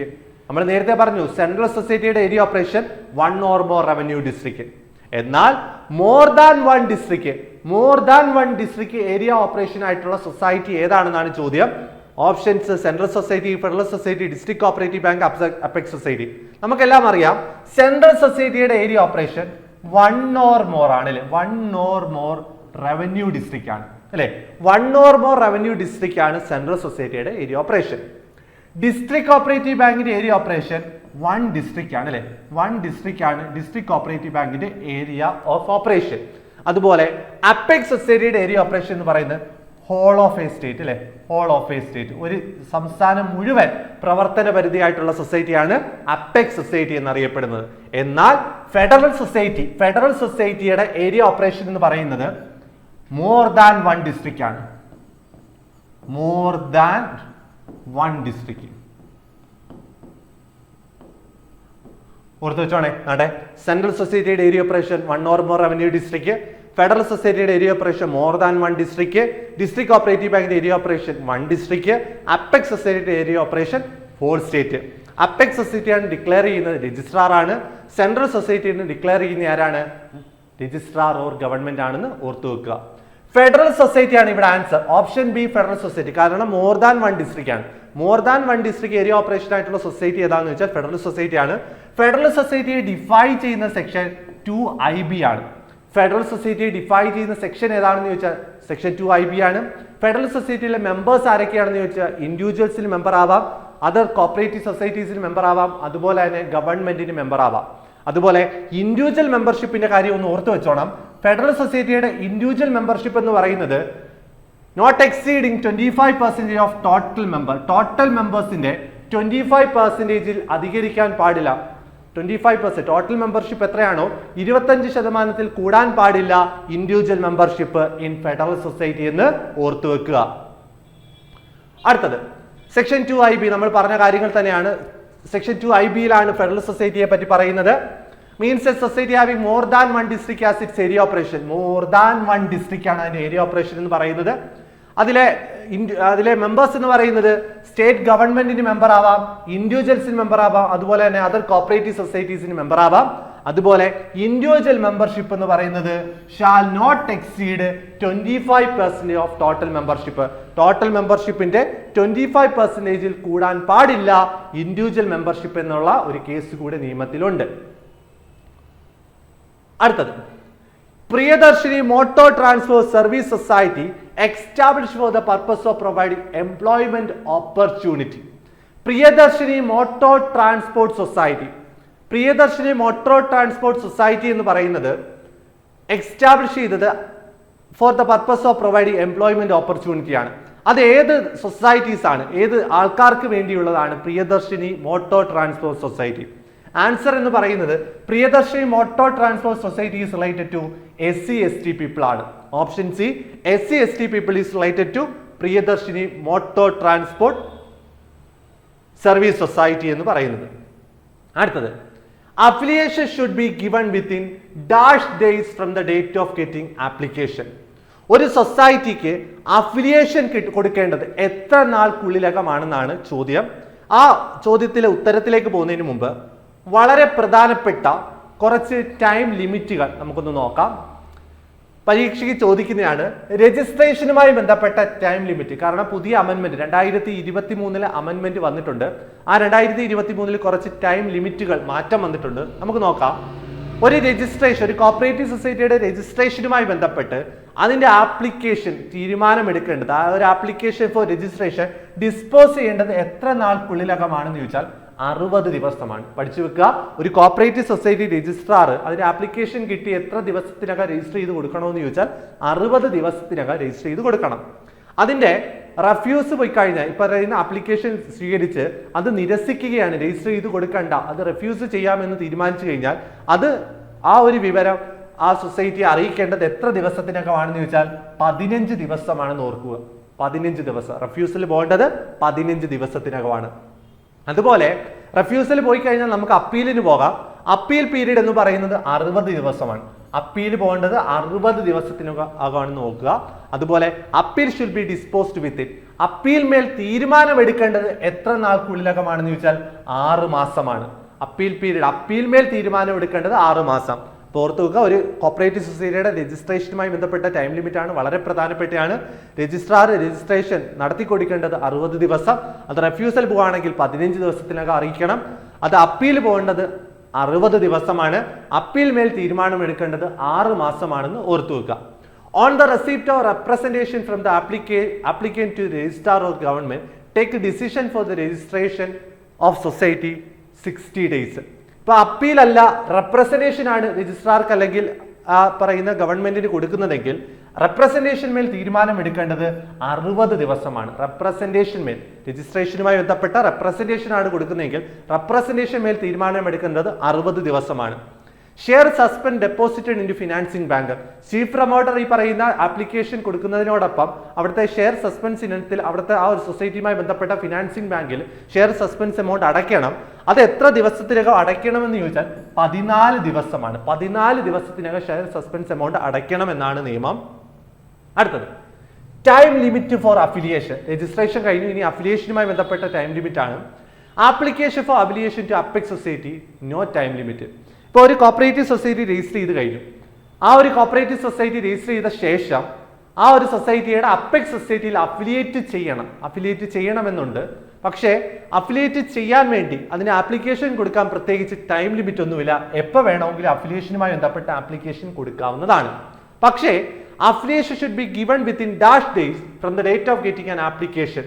എത്ര ദിവസത്തിനകം ആപ്ലിക്കേഷൻ കൊടുത്തു കഴിഞ്ഞ് എത്ര ദിവസത്തിനകം ആ അഫിലിയേഷനുമായി ബന്ധപ്പെട്ട ആപ്ലിക്കേഷൻ മേൽ തീരുമാനമെടുക്കണമെന്നാണ് ചോദ്യമെങ്കിൽ അത് 45 ദിവസമാണ്. അതായിരുന്നല്ലോ നമ്മുടെ ചോദ്യം.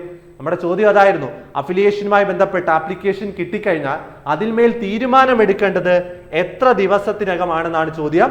Affiliation should be given within dash days from the date of getting application. Answer എന്ന് പറയുന്നത് 45 ഡേയ്സ് ആണ്.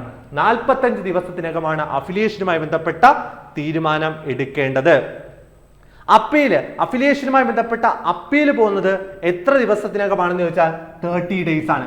അഫിലിയേഷനുമായി ബന്ധപ്പെട്ട അപ്പീൽ പീരീഡ് എന്ന് പറയുന്നത് 30 ഡേയ്സ് ആണ്. അപ്പീൽ മേൽ തീരുമാനം എടുക്കേണ്ടത് 60 ദിവസമാണെന്ന് ഓർക്കുക. അപ്പീൽ മേൽ തീരുമാനം എടുക്കേണ്ടത് 60 ദിവസം for affiliation to apex society. അപ്പോൾ ഓർത്തു വെക്കണം, അഫിലിയേഷനുമായി അതിന്റെ ആപ്ലിക്കേഷൻ കൊടുക്കുന്നതിന് പ്രത്യേകിച്ച് ടൈം ലിമിറ്റ് ഒന്നുമില്ല. ആപ്ലിക്കേഷൻ കൊടുത്തു കഴിഞ്ഞാൽ അതിൽ തീരുമാനമെടുക്കേണ്ടത് 45 ദിവസം, അപ്പീൽ പോകേണ്ടത് 30 ദിവസം. അങ്ങനെ തീരുമാനം എടുത്തില്ല എങ്കിൽ, അഫിലിയേറ്റ് ചെയ്തില്ല എങ്കിൽ നമുക്ക് അപ്പീൽ പോവാം. അപ്പീൽ പോകേണ്ടത് 30 ദിവസം. 30 ദിവസത്തിനകം അപ്പീൽ പോയി കഴിഞ്ഞിട്ട് അപ്പീൽ മേൽ തീരുമാനം എടുക്കേണ്ടത് 60 ദിവസമാണെന്ന് ഓർത്തു വെക്കുക. അടുത്തത് ടൈം ലിമിറ്റ് ഫോർ ബൈലോ അമെൻമെന്റ്. ബൈലോ അമെൻമെന്റുമായി ബന്ധപ്പെട്ട വളരെ പ്രധാനപ്പെട്ട ടൈം ലിമിറ്റുകളാണ്. An application for amendment of bylaw should be disposed by the registrar within 90 days from the date of application. അപ്പോൾ ബൈലോ അമെൻമെന്റുമായി ബന്ധപ്പെട്ട ആപ്ലിക്കേഷൻ കൊടുത്തു കഴിഞ്ഞാൽ ആ ബൈലോ അമെൻമെന്റ് തീരുമാനം എടുക്കേണ്ടത് 90 ദിവസത്തിനകമാണ്. ബൈലോ അമെൻഡ് ചെയ്തു കൊടുക്കേണ്ടത് ആപ്ലിക്കേഷൻ കിട്ടി 90 ദിവസത്തിനകമാണെന്ന് ഓർത്തു വെക്കുക. Appeal against the refusal of registration or amendment of bylaw can be given within 60 days from the date of refusal to the registrar or government. ഇവിടെ അപ്പീൽ പീരീഡ് ആണ് പറയുന്നത്. അപ്പീൽ രജിസ്ട്രാർ അല്ലെങ്കിൽ ഗവൺമെന്റിന് മുമ്പിൽ അപ്പീൽ പോകേണ്ടത് 60 ദിവസമാണ്. 60 ദിവസം ഏത് കേസിലായിക്കോട്ടെ, മിക്ക കേസുകളിലും അപ്പീൽ പീരീഡ് 60 ദിവസമാണ്. നമ്മൾ നേരത്തെ പറഞ്ഞ അഫിലിയേഷനുമായി ബന്ധപ്പെട്ട അപ്പീൽ പീരീഡ് 30 ദിവസമാണെന്ന് ഓർത്തു വെക്കുക. Registrar and government take decision within 6 months from the date of receiving such appeal. 60 ദിവസത്തിനകം അപ്പീൽ കൊടുത്തു കഴിഞ്ഞാൽ അപ്പീൽ മേൽ തീരുമാനം എടുക്കേണ്ടത് 6 മാസത്തിനുള്ളിലാണെന്ന് ഓർത്തു വെക്കുക. ഓക്കെ, അടുത്തത് ഫോറിൻ കോർപ്പറേഷനുമായി ബന്ധപ്പെട്ട വളരെ പ്രധാനപ്പെട്ട മറ്റൊരു രാജ്യമാണ് ജർമ്മനി എന്നറിയപ്പെടുന്നത്. ജർമ്മനിയുമായി ബന്ധപ്പെട്ട് ചോദിച്ചിട്ട ചോദ്യമാണ്, Germany is the birth place of. Germany എന്തിന്റെ ബർത്ത് പ്ലേസ് ആണെന്നാണ് ചോദ്യം. Consumer bank, retail bank, land mortgage bank, farmers bank. നമുക്കറിയാം ജർമ്മനി എന്ന് പറയുന്നത് എന്തിന്റെ ബർത്ത് പ്ലേസ് ആണെന്ന് ചോദിച്ചാൽ ലാൻഡ് മോർട്ട്ഗേജ് ബാങ്കിന്റെ ബർത്ത് പ്ലേസ് ആണ്. ലാൻഡ് മോർട്ട്ഗേജ് ബാങ്കിന്റെ ബർത്ത് പ്ലേസ് ആണ് ജർമ്മനി എന്നറിയപ്പെടുന്നത്. അതുപോലെ തന്നെ കോപ്പറേറ്റീവ് മൂവ്മെന്റിന്റെ മദീന ഓഫ് കോപ്പറേറ്റീവ് മൂവ്മെന്റ് എന്നറിയപ്പെടുന്ന രാജ്യം ജർമ്മനിയാണ്. അപ്പോൾ അവിടെ നമുക്ക് ഓർത്തു വെക്കേണ്ട മറ്റൊരു പോയിന്റ് ഉണ്ട്, മെക്ക ഓഫ് കോപ്പറേറ്റീവ് മൂവ്മെന്റ് എന്നറിയപ്പെടുന്ന രാജ്യം ഇംഗ്ലണ്ട് ആണ്. മദീന ഓഫ് കോപ്പറേറ്റീവ് മൂവ്മെന്റ് എന്നറിയപ്പെടുന്ന രാജ്യം ജർമ്മനിയാണ്. Germany is the birth place of land mortgage bank. നമ്മൾ പറഞ്ഞതാ, ചോദ്യം അതായിരുന്നു. ലാൻഡ് മോർട്ട്ഗേജ് ബാങ്കിന്റെ ബർത്ത് പ്ലേസ് എന്നറിയപ്പെടുന്ന രാജ്യം ജർമ്മനിയാണ്. അതുപോലെ torch bearer of rural credit cooperatives, birth place of credit cooperative movement ജർമ്മനിയാണ്. Torch bearer of rural credit cooperatives ജർമ്മനിയാണ്. അടുത്ത നമുക്കറിയാം ജർമ്മനി പഠിക്കുമ്പോൾ അവിടെ നമ്മൾ രണ്ട് കോപ്പറേറ്റേഴ്സിനെ പറ്റിയാണ് പഠിക്കുന്നത്, റൈഫീസനും ഷൂൾസും. നമ്മുടെ ഇന്ത്യ ആരെയാണ് ഫോളോ ചെയ്യുന്നതെന്ന് ചോദിച്ചാൽ റൈഫീസൺ ടൈപ്പ് സൊസൈറ്റീസ് ആണ്. അത് കണ്ടാണ് നമ്മുടെ ഫ്രെഡറിക് നിക്കോൾസൺ ഒരു റിപ്പോർട്ട് ഫൈൻഡ് റൈഫീസൺ എന്നുള്ള റിപ്പോർട്ട് ഹെഡിങ്ങോട് കൂടിയൊക്കെ വെച്ചിട്ടുള്ളത്. അപ്പോൾ ഇവിടെ റൈഫീസൺ സൊസൈറ്റികളുടെ പ്രത്യേകതകളാണ് ഇവിടെ പറയുന്നത്. സ്മോളർ വാല്യൂ ഷെയർ ആയിരിക്കും, ലിമിറ്റഡ് ഏരിയ ഓഫ് ഓപ്പറേഷൻ ആയിരിക്കും, അൺലിമിറ്റഡ് ലയബിലിറ്റി ആയിരിക്കും. ഓർത്ത് വെച്ചോണം, റൈഫീസൺ ടൈപ്പ് സൊസൈറ്റിയുടെ ലയബിലിറ്റി എന്ന് പറയുന്നത് അൺലിമിറ്റഡ് ലയബിലിറ്റി ആണ്. Major portion of profit is transferred to reserve fund. അതിന് പ്രോഫിറ്റിന്റെ മേജർ പോർഷൻ ട്രാൻസ്ഫർ ചെയ്യുന്നത് റിസർവ് ഫണ്ടിലേക്ക് ആയിരിക്കും. അതുപോലെ തന്നെ ഡിവിഡൻഡ് അലൗഡ് അല്ലാത്തത് ഏത് തരത്തിലുള്ള സിസ്റ്റംസ്, ഏത് തരം സൊസൈറ്റിയിലാണെന്ന് വെച്ചാൽ റൈഫീസൺ ടൈപ്പ് സൊസൈറ്റി ആണെന്ന് ഓർത്തു വെക്കുക. അടുത്ത A fixed deposit. Next question ആണ്, ഒരു ബാങ്കിങ്ങുമായി ബന്ധപ്പെട്ട ചോദ്യമാണ്. A fixed deposit receipt is transferred. A fixed deposit is treated as unclaimed matured deposit after a period of. ഒരു FD unclaimed matured deposit ആവുന്നത് എപ്പോൾ മുതലാണ്? ഒരു FD unclaimed matured deposit ആവുന്നത് എപ്പോൾ മുതലാണെന്ന് ചോദ്യമെങ്കിൽ ആൻസർ എന്ന് പറയുന്നത് 10 years after maturity. മെച്യൂരിറ്റി കഴിഞ്ഞ് 10 വർഷം കഴിയുമ്പോഴാണ് എന്തെന്നറിയപ്പെടുന്നത് ആ ഒരു FD അൺക്ലെയിംഡ് മെച്യൂർഡ് ഡെപ്പോസിറ്റ് ആയെന്ന് പറയുന്നത്. നമുക്കറിയാം ഒരു FDയുടെ മിനിമം പീരീഡ് എന്ന് പറയുന്നത്, ഫിക്സഡ് ഡെപ്പോസിറ്റിന് മിനിമം പീരീഡ് എന്ന് അറിയപ്പെടുന്നത് 7 days മാക്സിമം എന്നറിയപ്പെടുന്നത് 10 വർഷവുമാണ്. അപ്പോൾ 10 വർഷം കഴിഞ്ഞു, 10 വർഷം അതിന്റെ മെച്യൂരിറ്റിയും കഴിഞ്ഞ ശേഷം 10 വർഷവും കഴിഞ്ഞിട്ടുണ്ടെങ്കിൽ അത്തരത്തിലുള്ള FDയെ നമ്മൾ അറിയപ്പെടുന്ന പേര് അൺക്ലെയിംഡ് മെച്യൂർഡ് ഡെപ്പോസിറ്റ് എന്നാണ്. FDയുമായി ബന്ധപ്പെട്ട വളരെ പ്രധാനപ്പെട്ട അറിഞ്ഞിരിക്കേണ്ട പോയിന്റ്സുകളാണ് time deposit, term deposit. Time deposit എന്നൊക്കെ അറിയപ്പെടുന്നത് FD ആണെന്ന് ഓർത്തു വെക്കുക. Under this deposit customer deposit fixed amount of money. Fixed ഡെപ്പോസിറ്റിന് പ്രത്യേകതയാണ് fixed amount of money fixed പീരീഡിലോട്ട് ഫിക്സഡ് റേറ്റ് ഇൻട്രസ്റ്റിൽ നമ്മൾ ഇടുന്നുണ്ടെങ്കിൽ അത് ഏത് തരം ഡെപ്പോസിറ്റ് ആണെന്ന് ചോദിച്ചാൽ ഫിക്സഡ് ഡെപ്പോസിറ്റ് ആണ്. A fixed deposit is a contractual liability of a bank entered into the depositor to pay at a fixed future date the amount of money depositor plus interest accrued. നമുക്കറിയാം ഇതൊരു contractual liability ആണ്. Fixed deposit എന്ന് അറിയപ്പെടുന്നത്, fixed deposit എന്ന് പറയുന്നത് ബാങ്കിനെ സംബന്ധിച്ച് ഒരു ലയബിലിറ്റി ആണ്. ആ ഒരു ഫിക്സഡ് പീരീഡ് കഴിഞ്ഞു കഴിഞ്ഞാൽ കസ്റ്റമർ ആവശ്യപ്പെടുമ്പോൾ ഈ പൈസ തിരികെ കൊടുക്കേണ്ടതാണ്. അതുകൊണ്ടാണ് അതൊരു കോൺട്രാക്ച്വൽ ലയബിലിറ്റി ആയിട്ട് അറിയപ്പെടുന്നത്. The depositor can withdraw the money from the bank only after the expiry of the agreed period.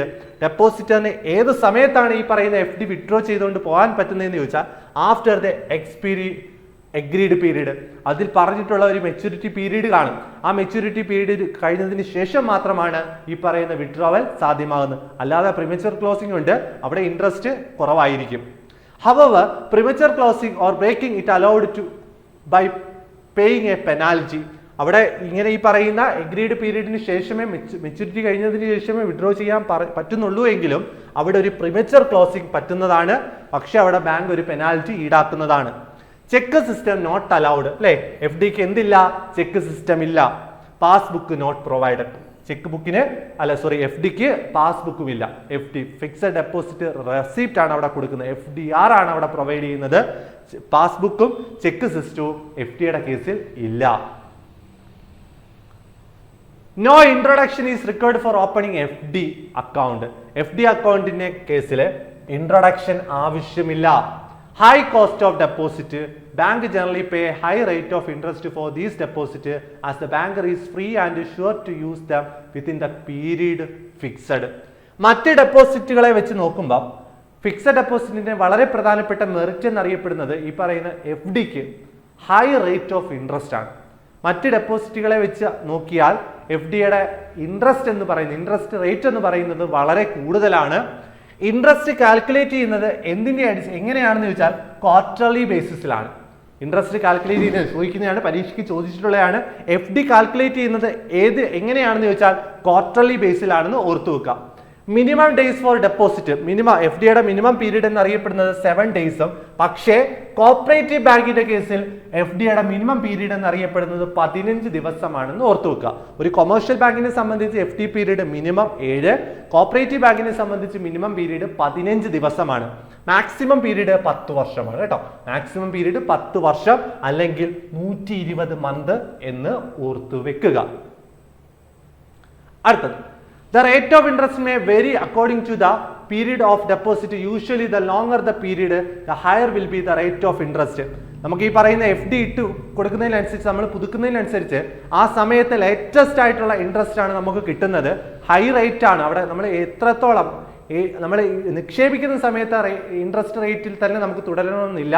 അപ്പോൾ ആ ഒരു സമയത്ത് നമ്മൾ പുതുക്കുന്ന സമയത്ത് അവിടുത്തെ ഏത് റേറ്റ് ആണോ കൂടുതൽ ആ റേറ്റ് പ്രകാരമുള്ള ഇൻട്രസ്റ്റ് ആയിരിക്കും നമുക്ക് കിട്ടുന്നത്. If a term deposit mature, the proceeds are unpaid, the amount left unclaimed with the bank shall attract the rate of interest as applicable to saving account or the contracted rate of interest on the matured term deposit, whichever is lower. ഇവിടെ നമ്മളൊരു FD എന്ന് പറയുന്നത് mature ആയി എന്ന് കരുതുക. Mature ആയി കഴിഞ്ഞിട്ട് നമ്മൾ ഈ പറയുന്ന പൈസ വിഡ്രോ ചെയ്തുകൊണ്ട് പോയില്ല. പിന്നീട് ആ പറയുന്ന FDയിൽ മേൽ ഏത് തരം ഇൻട്രസ്റ്റ് ആണ് എടുക്കുന്നതെന്ന് ചോദിച്ചാൽ സേവിങ് ഡെപ്പോസിറ്റിൽ കൊടുക്കുന്ന ഇൻട്രസ്റ്റ് അല്ലെങ്കിൽ ആ സമയത്ത് FDയിൽ കൊടുക്കുന്ന ഇൻട്രസ്റ്റും കൂടെ താരതമ്യം ചെയ്യുമ്പോൾ ഏതാണോ കുറവ് ആ ഇൻട്രസ്റ്റ് റേറ്റ് ആയിരിക്കും പിന്നീട് കിടക്കുന്ന ഓരോ ദിവസത്തിനും ഇൻട്രസ്റ്റ് ആയിട്ട് കാൽക്കുലേറ്റ് ചെയ്യുന്നത്. Fixed deposit can be open an individual name or a joint account. Joint ആയിട്ടും ഇൻഡിവിജ്വൽ നെയിമിലും ഒക്കെ ഓപ്പൺ ചെയ്യാൻ പറ്റുന്ന അക്കൗണ്ടാണ് ഫിക്സഡ് ഡെപ്പോസിറ്റ് എന്ന് പറയുന്നത്. നോമിനേഷൻ ഫെസിലിറ്റി അവിടെ അവൈലബിൾ ആണ്. For acknowledgement of receipt, the banker issue a fixed deposit receipt.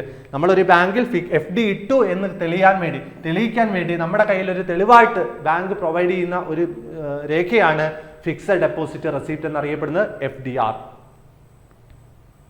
അടുത്തത്, Dash and Dash are maintained by RBI as per the recommendation of Gorwala Committee. Gorwala കമ്മിറ്റിയുടെ recommendation പ്രകാരം RBI maintain ചെയ്യുന്ന ഫണ്ടുകൾ ഏതൊക്കെയാണെന്നാണ് ചോദ്യം. Answer national agricultural credit long term operation fund, national agricultural credit stabilisation fund. Answer option B ആണ്.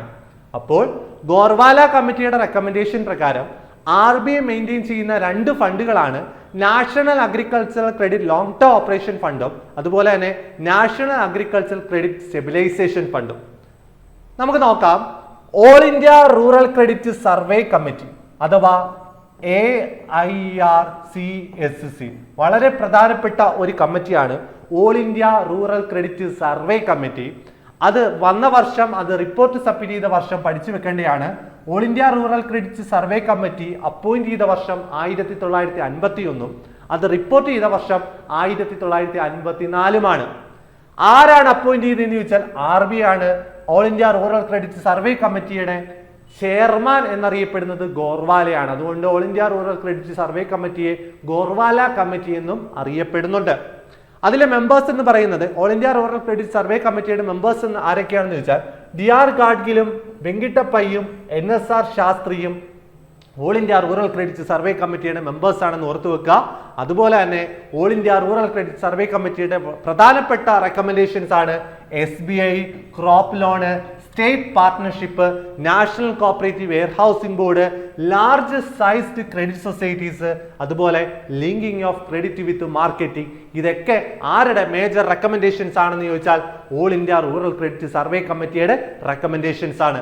അതുപോലെ RBI maintain ചെയ്യുന്ന 2 ഫണ്ടുകൾ ഏതൊക്കെയാണെന്ന് ചോദിച്ചാൽ national agriculture credit long term operation ഫണ്ടും അതുപോലെ തന്നെ നാഷണൽ അഗ്രികൾച്ചർ ക്രെഡിറ്റ് സ്റ്റെബിലൈസേഷൻ ഫണ്ടുമാണ്. ഇതാണ് പരീക്ഷയ്ക്ക് പ്രീവിയസ് ആയിട്ട് ചോദിച്ചാണ്, ഓർത്തു വെക്കുക. അടുത്തത് the special type of accounting procedure followed by district wholesale cooperatives.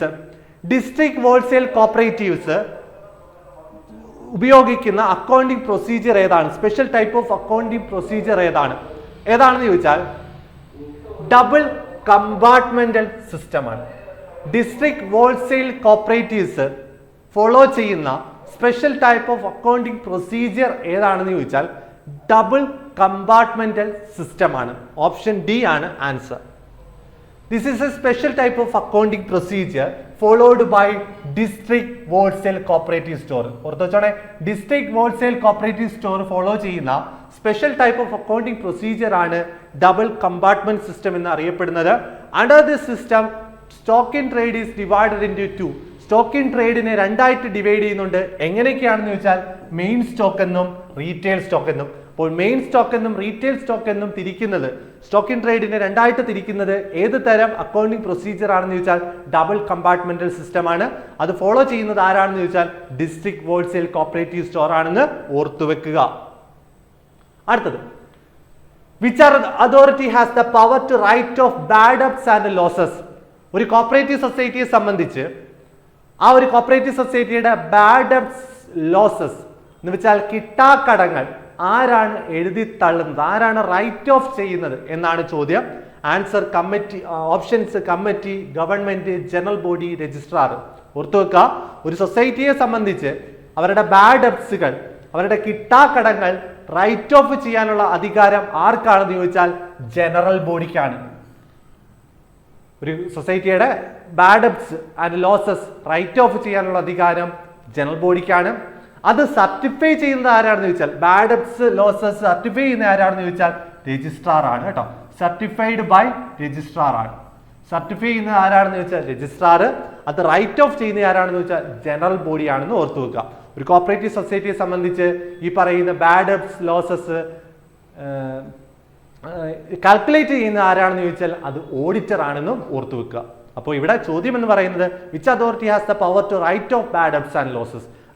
Bad debts ലോസസും റൈറ്റ് ഓഫ് ചെയ്യാനുള്ള അധികാരം ആർക്കാണെന്ന് ചോദിച്ചാൽ ജനറൽ ബോഡിക്കാണ്. ഒരു കോപ്പറേറ്റീവ് സൊസൈറ്റിയുടെ അൾട്ടിമേറ്റ് അതോറിറ്റി, ഫൈനൽ അതോറിറ്റി എന്നൊക്കെ അറിയപ്പെടുന്നത് ജനറൽ ബോഡിയാണ്. സെക്ഷൻ 27 നമ്മൾ ജനറൽ ബോഡിയെ പറ്റി പറയുന്നത്. Ultimate authority, final authority, section 27. അടുത്തത് the amount charged by bank on discounting the bill is known as. ഒരു ബിൽ ഓഫ് എക്സ്ചേഞ്ച് ഒരാൾ എഴുതി തന്നു കഴിഞ്ഞാൽ നമുക്കത് പെട്ടെന്ന് ഒരു ആവശ്യം വന്നു കഴിഞ്ഞാൽ ബാങ്കിൽ കൊണ്ടുവന്ന് നമുക്ക് ഡിസ്കൗണ്ട് ചെയ്യാവുന്നതാണ്. ഡിസ്കൗണ്ട് ചെയ്ത് അതിലെ പൈസ നമുക്ക് ഈടാക്കാവുന്നതാണ്. അതിന്റെ ഫലമായിട്ട് ബാങ്ക് ഒരു നിശ്ചിത തുക അവർ ഈടാക്കുന്നുണ്ട്.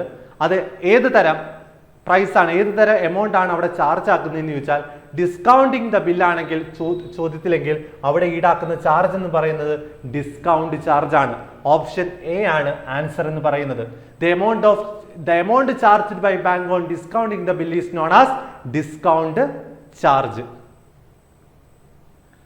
Regional rural banks were set up on October 2nd, 1975 under the provision of dash. ഇപ്പോൾ RRB റീജിയണൽ റൂറൽ ബാങ്ക് നിലവിൽ വന്ന ഡേറ്റ് ക്വസ്റ്റ്യനിൽ തന്നെയുണ്ട്. October 2nd, 1975. ഏത് നിയമപ്രകാരമാണ് അത് നിലവിൽ വന്നതെന്നാണ് ചോദ്യം. നമുക്കറിയാം റീജിയണൽ റൂറൽ ബാങ്കിനെ സംബന്ധിച്ച് അവിടെ ഒരു നിയമമുണ്ട്, റീജിയണൽ റൂറൽ ബാങ്ക് ആക്ട് ആണ്. അത് ഏത് വർഷമാണെന്ന് കറക്റ്റ് ആയിട്ട് അറിയണം. റീജിയണൽ റൂറൽ ബാങ്ക് ആക്ട് ഏത് വർഷമാണെന്ന് ചോദിച്ചാൽ 1976 ആണ്. സാധാരണ നിയമം ഈ പറയുന്ന സ്ഥാപനം പ്രാബല്യത്തിൽ വന്നതിന് മുമ്പായിരിക്കും നിയമം വരുന്നത്. ഇവിടെ റീജിയണൽ റൂറൽ ബാങ്കിന്റെ കേസിൽ ബാങ്ക് വന്ന ശേഷമാണ് നിയമം വന്നതെന്ന് ഓർത്തു വെക്കുക. 1975 റീജിയണൽ റൂറൽ ബാങ്ക് വന്നു. അത് കഴിഞ്ഞ് അടുത്ത വർഷം 1976 RRB ആക്ട് പ്രാബല്യത്തിൽ വന്നതാണെന്ന് ഓർത്തു വെക്കുക. റീജിയണൽ റൂറൽ ബാങ്ക് RRBയുമായി ബന്ധപ്പെട്ട് പരീക്ഷയ്ക്ക് ചോദിച്ചിട്ടുള്ള പോയിന്റ്സുകളാണ്. Government of India set up regional rural bank on 2nd October 1975. ഓർത്തു വെച്ചോണം, RRB നിലവിൽ വന്ന 2 ഒക്ടോബർ 1975 RRB ആക്ട് എന്നാണെന്ന് ചോദിച്ചാൽ 1976 റീജിയണൽ റൂറൽ ബാങ്ക് റെക്കമെൻഡ് ചെയ്ത കമ്മിറ്റി ആരാണെന്ന് ചോദിച്ചാൽ നരസിംഹം കമ്മിറ്റിയാണ്. നരസിംഹം കമ്മിറ്റിയാണ് റീജിയണൽ റൂറൽ ബാങ്ക് റെക്കമെൻഡ് ചെയ്ത കമ്മിറ്റി. അതുപോലെ ഫസ്റ്റ് റീജിയണൽ റൂറൽ ബാങ്ക് ആദ്യത്തെ RRB ഏതാണെന്ന് ചോദിച്ചാൽ പ്രഥമ ഗ്രാമീൺ ബാങ്ക് ആണ്. ആദ്യത്തെ ഗ്രാമീൺ ബാങ്ക് പ്രഥമ ഗ്രാമീൺ ബാങ്ക്, അത് മൊറാദാബാദ് ഉത്തർപ്രദേശിലാണ് സ്ഥിതി ചെയ്യുന്നത്. അതിനെ സ്പോൺസർ ചെയ്യുന്ന ബാങ്ക് ഏതാണെന്ന് ചോദിച്ചാൽ സിൻഡിക്കേറ്റ് ബാങ്ക് ആണ്. പ്രഥമ ഗ്രാമീൺ ബാങ്കിന് സ്പോൺസർഷിപ്പ് കൊടുക്കുന്ന ബാങ്ക് സിൻഡിക്കേറ്റ് ബാങ്ക് ആണ്. ഇപ്പോൾ സിൻഡിക്കേറ്റ് ബാങ്ക് അറിയപ്പെടുന്ന പേര് കാനറ ബാങ്ക് എന്നാണ്. Regional rural banks are owned by 3 entities. നമുക്കറിയാം മൂന്ന് പേര് അവിടെ ഷെയർ ക്യാപിറ്റൽ കോൺട്രിബ്യൂഷൻ കൊടുക്കുന്നുണ്ട്. അവരുടെ നിശ്ചിത പെർസെന്റേജ് എത്രയാണെന്ന് കറക്റ്റ് ആയിട്ട് അറിയണം. RRBയെ സംബന്ധിച്ച് central government 50% share capital contribution കൊടുക്കുന്നുണ്ട്. സ്റ്റേറ്റ് ഗവൺമെന്റ് ആണെങ്കിൽ 15%, സ്പോൺസറിംഗ് ബാങ്ക് 35%. അപ്പോൾ ഈ കറക്റ്റ് ആയിട്ട് ഈ ഒരു പെർസെന്റേജ് ഓർത്ത് വെച്ചോണം, പരീക്ഷയ്ക്ക് ചോദിച്ചാണ്. സെൻട്രൽ ഗവൺമെന്റിന്റെ ഭാഗത്ത് നിന്ന് ഷെയർ ആയിട്ട് പോകുന്നത് 50%, സ്റ്റേറ്റ് ഗവൺമെന്റിന്റെ ഭാഗത്ത് നിന്ന് 15%, സ്പോൺസറിംഗ് ബാങ്കിന്റെ ഭാഗത്ത് നിന്ന് 35%. ഈ പറയുന്ന പ്രഥമ ഗ്രാമീൺ ബാങ്കിന്റെ സ്പോൺസറിംഗ് ബാങ്ക് ഏതായിരുന്നു? അത് syndicate bank. Now it is known as Canara bank. Largest regional rural bank, ഏറ്റവും വലിയ റീജിയണൽ റൂറൽ ബാങ്ക് അഥവാ കേരളത്തിലെ റീജിയണൽ റൂറൽ ബാങ്ക് ആയിട്ടുള്ള കേരള ഗ്രാമീൺ ബാങ്ക് ആണ് ഇന്ത്യയിലെ ഏറ്റവും വലിയ RRB എന്നറിയപ്പെടുന്നത്. അതിനെ സ്പോൺസർ ചെയ്യുന്നത് കാനറ ബാങ്ക് ആണ്. കേരള ഗ്രാമീൺ ബാങ്കിന്റെ ഹെഡ്ക്വാർട്ടേഴ്സ് എവിടെയാണെന്ന് ചോദിച്ചാൽ മലപ്പുറത്താണ്. കേരള ഗ്രാമീൺ ബാങ്കിന്റെ ഹെഡ്ക്വാർട്ടേഴ്സ് എവിടെയാണ്? മലപ്പുറത്താണ്. Father of regional rural bank ആരാണെന്ന് ചോദിച്ചാൽ MS സ്വാമിനാഥനാണ്. റീജിയണൽ റൂറൽ ബാങ്ക് റെക്കമെൻഡ് ചെയ്ത കമ്മിറ്റി നരസിംഹം കമ്മിറ്റി ആണെങ്കിൽ RRBയുടെ ഫാദർ എന്നറിയപ്പെടുന്ന ആരാണെന്ന് ചോദിച്ചാൽ M സ്വാമിനാഥനാണ്. അടുത്തത് നബാർഡ് സ്റ്റാർട്ടഡ് ഫംഗ്ഷൻ. നബാർഡ് എന്നാണ് നിലവിൽ വന്നത് എന്നാണ് ചോദ്യം.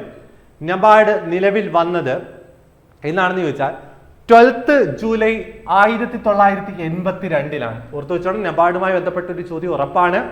12 ജൂലൈ 1982 നബാർഡ് ഫംഗ്ഷൻ ചെയ്യുന്നു തുടങ്ങിയത്. നോക്കണം, നബാർഡിന്റെ പൂർണ്ണരൂപം പരീക്ഷയ്ക്ക് ചോദിച്ചാണ് national bank for agriculture and rural development. National bank for agriculture and rural development ആണ് നബാർഡിന്റെ പൂർണ്ണരൂപം. നബാർഡ് ആക്ട് ചെയ്ത വർഷമാണെന്ന് ചോദിച്ചാൽ 1981. നബാർഡ് എക്സ്റ്റാബ്ലിഷ് ചെയ്ത ഡേറ്റ് ആണെങ്കിൽ 12 ജൂലൈ 1982 ആണ്. നബാർഡിന്റെ ഹെഡ്ക്വാർട്ടേഴ്സ് പഠിച്ചു വെക്കുക, മുംബൈ ആണ്. നബാർഡിന്റെ ഹെഡ്ക്വാർട്ടേഴ്സ് മുംബൈ ആണ്. അതിന്റെ ഇനിഷ്യൽ ക്യാപിറ്റൽ എന്നറിയപ്പെടുന്നത് 100 കോടിയാണ്. നബാർഡിന്റെ ഇനിഷ്യൽ ക്യാപിറ്റൽ 100 കോടിയാണ്. നബാർഡിനെ റെക്കമെൻഡ് ചെയ്ത കമ്മിറ്റി വളരെ പ്രധാനപ്പെട്ടയാണ്, ക്രാഫി കാർഡ് കമ്മിറ്റിയാണ്. 1979 ക്രാഫി കാർഡ് കമ്മിറ്റിയാണ് നബാർഡിനെ റെക്കമെൻഡ് ചെയ്തത്. ക്രാഫി കാർഡ് കമ്മിറ്റിയുടെ ചെയർമാനാണ് ശിവരാമൻ എന്നറിയപ്പെടുന്നത്. അതുകൊണ്ട് ശിവരാമൻ കമ്മിറ്റി എന്നറിയപ്പെടുന്ന കമ്മിറ്റിയാണ് ക്രാഫി കാർഡ് കമ്മിറ്റി എന്നറിയപ്പെടുന്നത്. ക്രാഫി കാർഡ് കമ്മിറ്റി അപ്പോയിന്റ് ചെയ്തത് ആരാണെന്ന് ചോദിച്ചാൽ RB ആണ്. ക്രാഫി കാർഡ് കമ്മിറ്റി അപ്പോയിന്റ് ചെയ്തത് RB ആണ്. ഏത് വർഷമാണ്? 30 മാർച്ച് 1979 ഓർത്തു വെക്കുക. അവർ റിപ്പോർട്ട് സബ്മിറ്റ് ചെയ്തതാണ് 30 January 1981. NABARD act 1981. NABARD 1982 July 12. നബാർഡിന്റെ headquarters Mumbai.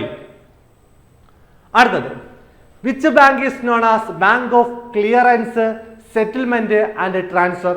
Bank of clearance settlement and transfer എന്നറിയപ്പെടുന്ന ബാങ്ക് ഏതാണെന്നാണ് ചോദ്യം. നമുക്കറിയാം, ഇന്ത്യയുടെ കേന്ദ്ര bank central bank of India എന്നറിയപ്പെടുന്ന RB ആണ് bank of clearance settlement and transfer എന്നൊക്കെ അറിയപ്പെടുന്ന bank RBI reserve bank of India ആണ്. RBI ആക്ട് എന്നാണെന്ന് ചോദിച്ചാൽ എന്നാണ്? 1934 RBI ആക്ട് 1934. RBI നിലവിൽ വന്നത് എന്നാണെന്ന് ചോദിച്ചാൽ എന്നാണ്? 1 ജാനുവരി 1935 അല്ലെ? 1 ജാനുവരി 1935 ഈ പറയുന്ന RBI നിലവിൽ വന്നു. RBI നാഷണലൈസ് ചെയ്ത് എന്നാന്ന് ചോദിച്ചാൽ എന്നാണ്? 1949 ഓർത്തുവെക്കുക. National payment corporation of India NPCI നിലവിൽ വന്നത് എന്നാണെന്ന് ചോദിച്ചാൽ എന്നാണ്? 2008, 2010, 2012, 2009.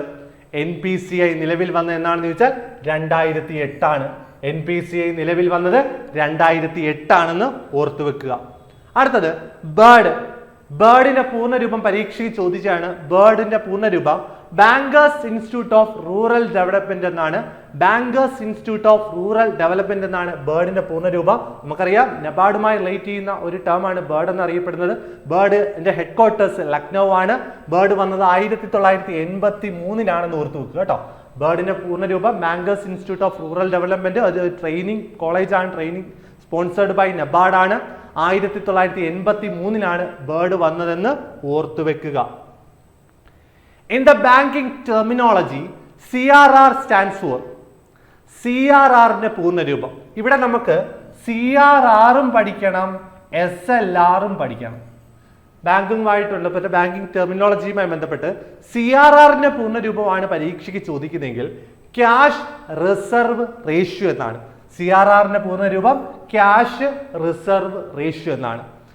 SLRന്റെ പൂർണ്ണരൂപം സ്റ്റാറ്റ്യൂട്ടറി ലിക്വിഡിറ്റി റേഷ്യോ എന്നാണ്. അപ്പോൾ CRRന്റെ പൂർണ്ണരൂപം ക്യാഷ് റിസർവ് റേഷ്യോ എന്നും SLRന്റെ പൂർണ്ണരൂപം സ്റ്റാറ്റ്യൂട്ടറി ലിക്വിഡിറ്റി റേഷ്യോ എന്നാണെന്നും ഓർത്തുവെക്കുക. അടുത്തത് nomination register of a bank is to kept for a period of. ഒരു ബാങ്കിനെ സംബന്ധിച്ച് നോമിനേഷൻ രജിസ്റ്റർ വളരെ പ്രാധാന്യമുള്ളതാണ്. ആ നോമിനേഷൻ രജിസ്റ്റർ എത്ര നാൾ സൂക്ഷിക്കുമെന്നാണ് ചോദ്യം. 10 വർഷം, 5 വർഷം, 7 വർഷം പെർമനന്റ്ലി. ഓർത്തുവെക്കുക, ഒരു ബാങ്കിനെ സംബന്ധിച്ച് അവരുടെ നോമിനേഷൻ രജിസ്റ്റർ കീപ്പ് ചെയ്യേണ്ടത് പെർമനന്റ് ആയിട്ടാണ്. ആൻസർ ഓപ്ഷൻ ഡി, പെർമനന്റ്ലി ആണ്. Nomination register of a bank is to kept for a period of permanently. Garnish order is issued by. Garnish order issue ചെയ്യുന്നത് ആരാണെന്നാണ് ചോദ്യം. ഗാർണിഷ് ഓർഡറിന്റെ കേസ് നമ്മൾ വ്യക്തമായിട്ട് പഠിച്ചതാണ്. ഗാർണിഷ് ഓർഡർ ഇഷ്യൂ ചെയ്യുന്നത് ഒരു സിവിൽ കോർട്ടാണ്. 2 ഓർഡർ ഉണ്ട്. ഓർഡർ നിസി ഉണ്ട്, ഓർഡർ അബ്സല്യൂട്ട് ഉണ്ട്. ഈ പറയുന്ന ജഡ്ജ്മെന്റ് ക്രെഡിറ്റർ അല്ലെ, ജഡ്ജ്മെന്റ് ക്രെഡിറ്ററിന്റെ ആവശ്യപ്രകാരം ജഡ്ജ്മെന്റ് ഡെപ്റ്ററിനെതിരെ ഇഷ്യൂ ചെയ്യുന്ന ഒരു ഓർഡറാണ് ഗാർണിഷ് ഓർഡർ എന്നറിയപ്പെടുന്നത്. ഗാർണിഷ് ഓർഡർ ഇഷ്യൂ ചെയ്യുന്നത് സിവിൽ കോർട്ടാണ്. അടുത്തത് അബ്രിവേഷൻ ഓഫ് ATM. ATMന്റെ പൂർണ്ണരൂപമാണ് ഇവിടെ ചോദിച്ചേക്കുന്നത്.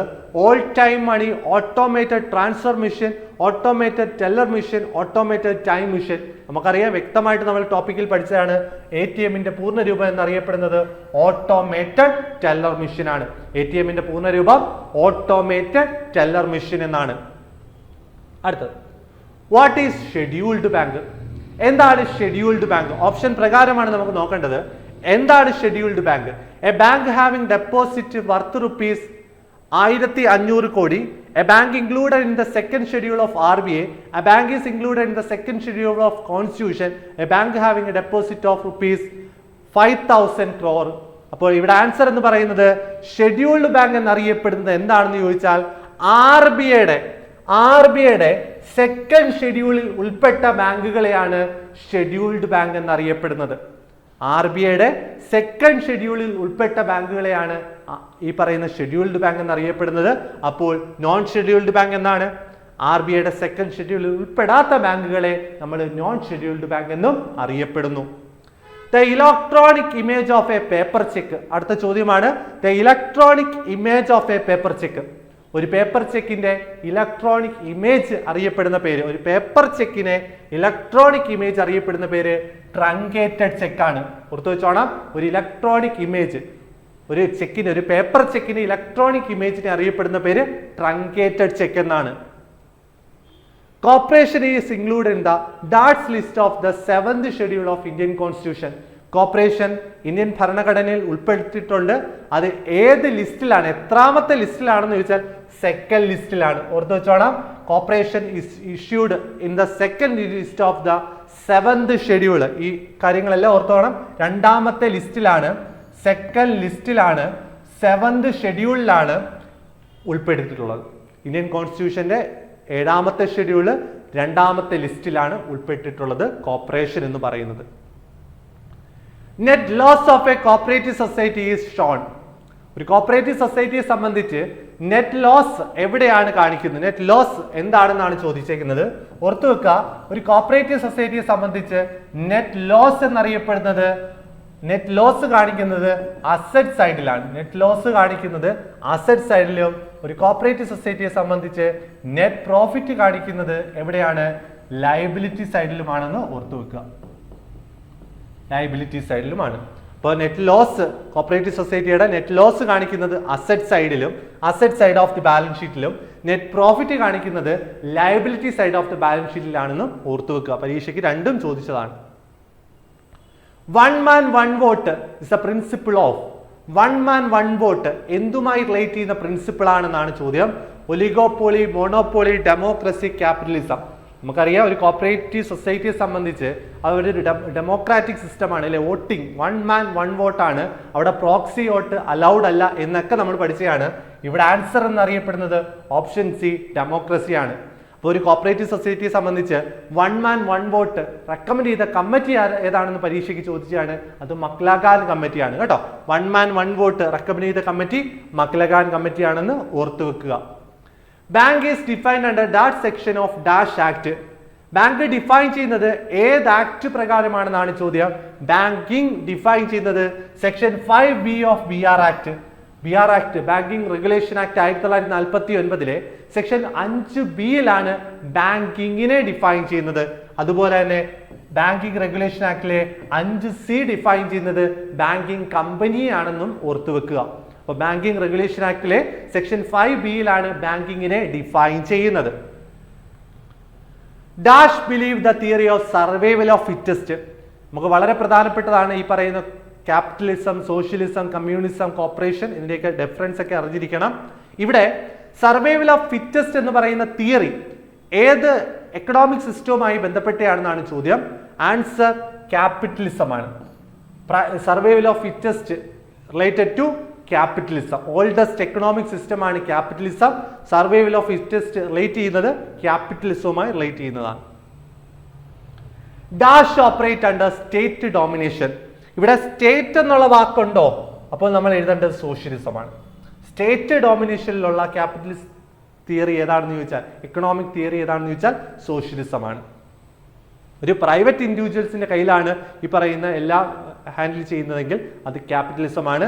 സ്റ്റേറ്റ് ഡോമിനേഷനിലാണെങ്കിൽ അത് സോഷ്യലിസം ആണെന്ന് ഓർത്തു വെക്കുക.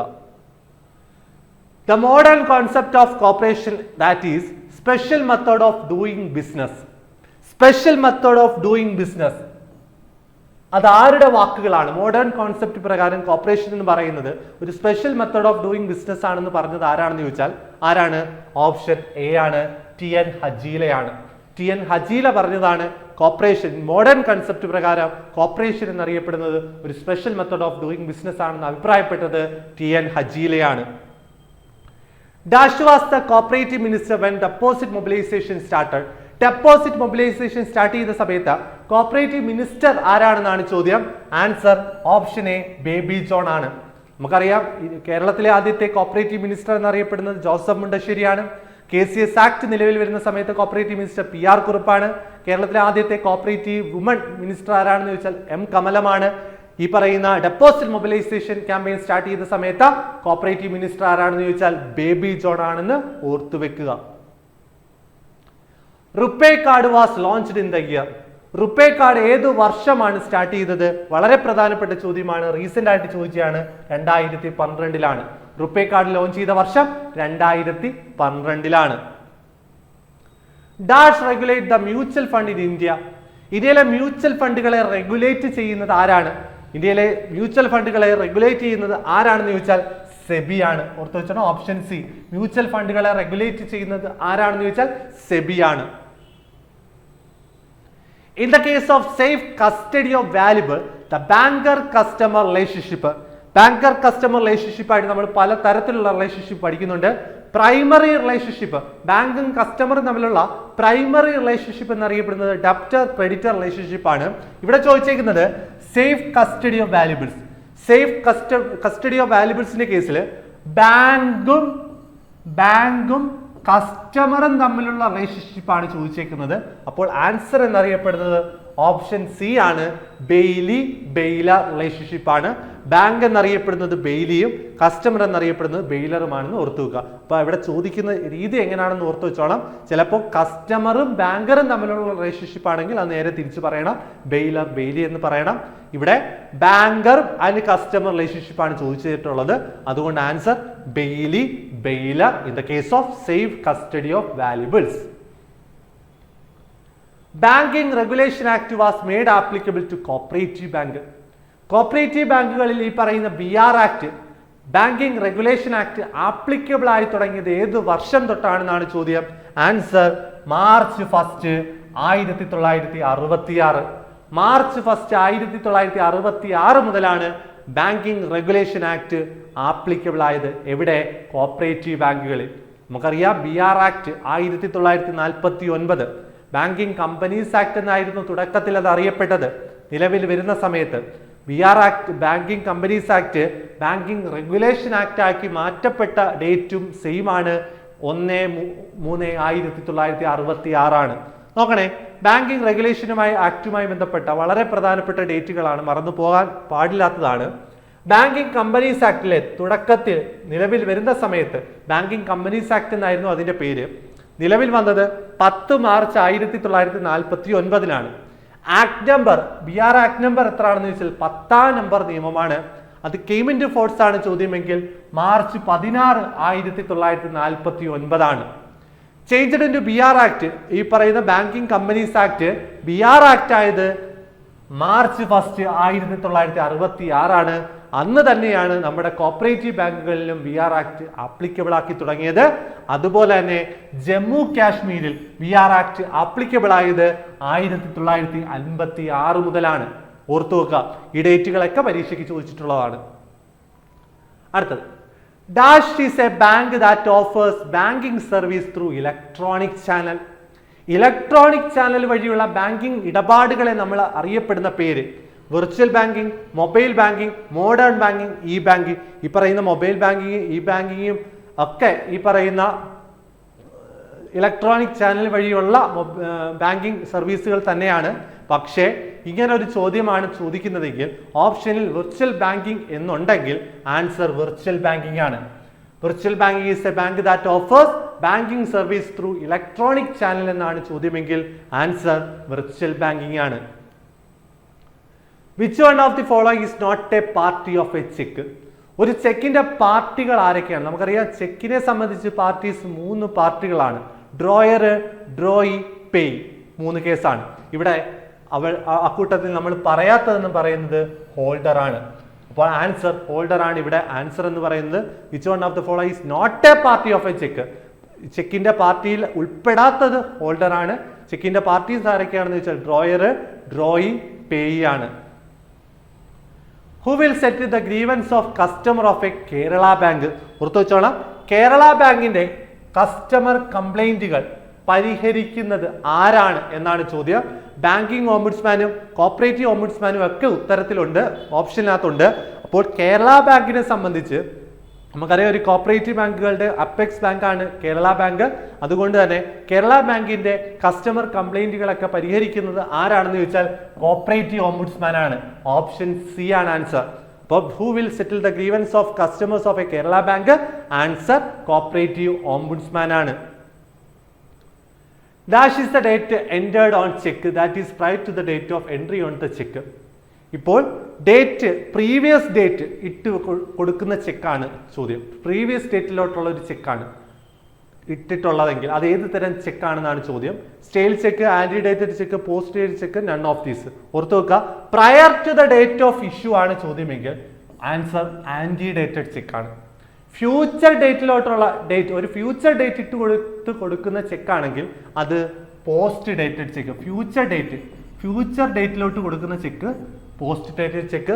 പ്രീവിയസ് ഡേറ്റ്, മുമ്പത്തെ ഒരു ഡേറ്റ് ഇട്ട് കൊടുത്ത് ഇഷ്യൂ ചെയ്യുന്ന ചെക്ക് ആന്റി ഡേറ്റഡ് ചെക്ക്. അതുപോലെ തന്നെ 3 മാസം, ഒരു ചെക്കിന്റെ വാലിഡിറ്റി എന്ന് പറയുന്നത് 3 മാസമാണ്. ഈ 3 മാസം കഴിഞ്ഞ ചെക്കുകളെ അറിയപ്പെടുന്ന പേര് സ്റ്റെയിൽ ചെക്ക് എന്നാണ്. അതുപോലെ cheque torn in to pieces, കീറിയ ചെക്കുകളെ അറിയപ്പെടുന്ന പേര് മ്യൂട്ടിലേറ്റഡ് ചെക്ക് എന്നാണ്. അപ്പോൾ ഈ കാര്യങ്ങളെല്ലാം ഒന്ന് ഓർത്ത് വെച്ചോണം. പ്രീവിയസ് ഡേറ്റ് ആണെങ്കിൽ ആന്റി ഡേറ്റഡ് ചെക്ക്, ഫ്യൂച്ചർ ഡേറ്റിലോട്ടുള്ള ചെക്ക് ആണെങ്കിൽ അത് പോസ്റ്റ് ഡേറ്റഡ് ചെക്ക്, 3 മാസം കഴിഞ്ഞ ചെക്കുകളെ അറിയപ്പെടുന്ന പേര് stale cheque, torn in to pieces എന്നാണ് ചോദ്യമെങ്കിൽ അത് സ്റ്റേൽ ചെക്കാണ്, മ്യൂട്ടിലേറ്റഡ് ചെക്കാണ്. Business correspondent means, business correspondent എന്ന് ഉദ്ദേശിക്കുന്നത് എന്താണ്? An agent of a business house, an agent who provide banking services, an agent for delivery of bank letters, a type of money lender. നമുക്കറിയാം business correspondent ആരാണെന്ന് ചോദിച്ചാൽ business correspondent answer an agent who provide banking services. Banking സർവീസുകൾ provide ചെയ്യാൻ നടക്കുന്ന ഒരു ഏജന്റിനെ അറിയപ്പെടുന്ന പേരാണ് business correspondent എന്നറിയപ്പെടുന്നത്. അപ്പോൾ ബിസിനസ് കറസ്പോണ്ടന്റിന്റെ ജോലി എന്താണെന്ന് ചോദിച്ചാൽ ബാങ്കിങ് സേവനങ്ങൾ ആൾക്കാരിലേക്ക് എത്തിക്കുക. അതൊരു ഏജന്റ് ആയിട്ട് വർക്ക് ചെയ്ത്, ബാങ്കിലെ എംപ്ലോയി അല്ല, ബാങ്കിനെ സംബന്ധിച്ച് ഒരു ഏജന്റ് ആയിട്ട് ബാങ്കിങ് സേവനങ്ങൾ മറ്റുള്ള ആൾക്കാർക്ക് പ്രൊവൈഡ് ചെയ്യാനായിട്ട് മുന്നോട്ട് വരുന്ന വ്യക്തികളെ വിളിക്കുന്ന പേരാണ് ബിസിനസ് കറസ്പോണ്ടന്റ് എന്നറിയപ്പെടുന്നത്. Answer an agent who provide banking services. RBI permission is required by a cooperative bank. ഒരു കോപ്പറേറ്റീവ് ബാങ്കുകൾക്ക് എന്തെല്ലാം കാര്യങ്ങൾ നടപ്പാക്കാനാണ് RBIയുടെ പെർമിഷൻ വേണ്ടത്? To open a new branch, to shift the branch from one place to another, both A and B, neither A or B. Answer RBIയുടെ permission ആവശ്യമാണ് cooperative ബാങ്കുകൾക്ക്. എന്തിനൊക്കെ? To open a new branch, ഒരു branch open ചെയ്യാനും നിലവിലുള്ള ഒരു branch ഒരു സ്ഥലത്ത് നിന്ന് മറ്റൊരു സ്ഥലത്തേക്ക് ഷിഫ്റ്റ് ചെയ്യാനും ആരുടെ പെർമിഷൻ വേണം? RBIയുടെ പെർമിഷൻ വേണം. ഓർത്തുവെക്കുക, പരീക്ഷയ്ക്ക് ചോദിച്ചാണ്. ഒരു കോപ്പറേറ്റീവ് ബാങ്കിനെ സംബന്ധിച്ച് RBIയുടെ പെർമിഷൻ ആവശ്യമായിട്ടുള്ള സാഹചര്യങ്ങൾ എന്ന് പറയുന്നത് to open a new branch, to shift the branch from one place to another place. അപ്പോൾ ഇവിടെ ആൻസർ എന്ന് പറയുന്നത് ബോത്ത് എ ആൻഡ് ബി ആണ്. രണ്ടും ആൻസർ ആണ്. രണ്ട് കാര്യത്തിലും RBIയുടെ പെർമിഷൻ ആവശ്യമാണ്. Dash shall fix the pay and allowance of a employee of a cooperative society. ഒരു കോപ്പറേറ്റീവ് സൊസൈറ്റിയുടെ എംപ്ലോയിയുടെ പേ ആൻഡ് അലവൻസ് ഫിക്സ് ചെയ്യുന്നത് ആരാണ് എന്നാണ് ചോദ്യം. General body, managing committee, government, registrar. ഓർത്തു വെക്കുക, ഇപ്പോൾ തന്നെ പഠിച്ചു വെക്കുക. ഒരു കോപ്പറേറ്റീവ് സൊസൈറ്റിയുടെ എംപ്ലോയിയുടെ പേ ആൻഡ് അലവൻസ് ഫിക്സ് ചെയ്യുന്ന ആരാണെന്ന് ചോദിച്ചാൽ ഗവൺമെന്റ് ആണ്. ഒരു കോപ്പറേറ്റീവ് സൊസൈറ്റിയുടെ പേ ആൻഡ് അലവൻസ് ഫിക്സ് ചെയ്യുന്ന ആരാണെന്ന് ചോദിച്ചാൽ ഗവൺമെന്റ് ആണ്. That shall not be a reason for liquidation. Liquidation, താഴെ പറയുന്ന ലിക്വിഡേഷനുമായി ബന്ധപ്പെട്ട ലിക്വിഡേഷൻ ചെയ്യാൻ പറ്റാത്ത സാഹചര്യം ഏതാണ്? റീസൺ അല്ലാത്ത, ലിക്വിഡേഷനിലേക്ക് വരേണ്ട റീസൺ അല്ലാത്തത് ഏതാണെന്നാണ് ചോദ്യം. Number of members fall below the prescribed limit, has not commenced working within 6 months of the registration, working on laws for the last 10 years, number of workers members fall below the prescribed limit. അപ്പോൾ ഓർത്തു വെക്കുക, number of members fall below the prescribed limit. Prescribed ലിമിറ്റിൽ നിന്ന് മെമ്പേഴ്സിന്റെ എണ്ണം താഴുകയാണെങ്കിൽ അത് ലിക്വിഡേഷന്റെ ഒരു സാഹചര്യമാണ്. അതൊരു റീസൺ ആയിട്ട് പറയാം. Has not commenced working within 6 months of the registration. Registration കഴിഞ്ഞ് 6 മാസത്തിനകം ഒരു കോപ്പറേറ്റീവ് സൊസൈറ്റിയിൽ വർക്കിംഗ് ആരംഭിക്കണമെന്നാണ് നിയമത്തിൽ പറയുന്നത്.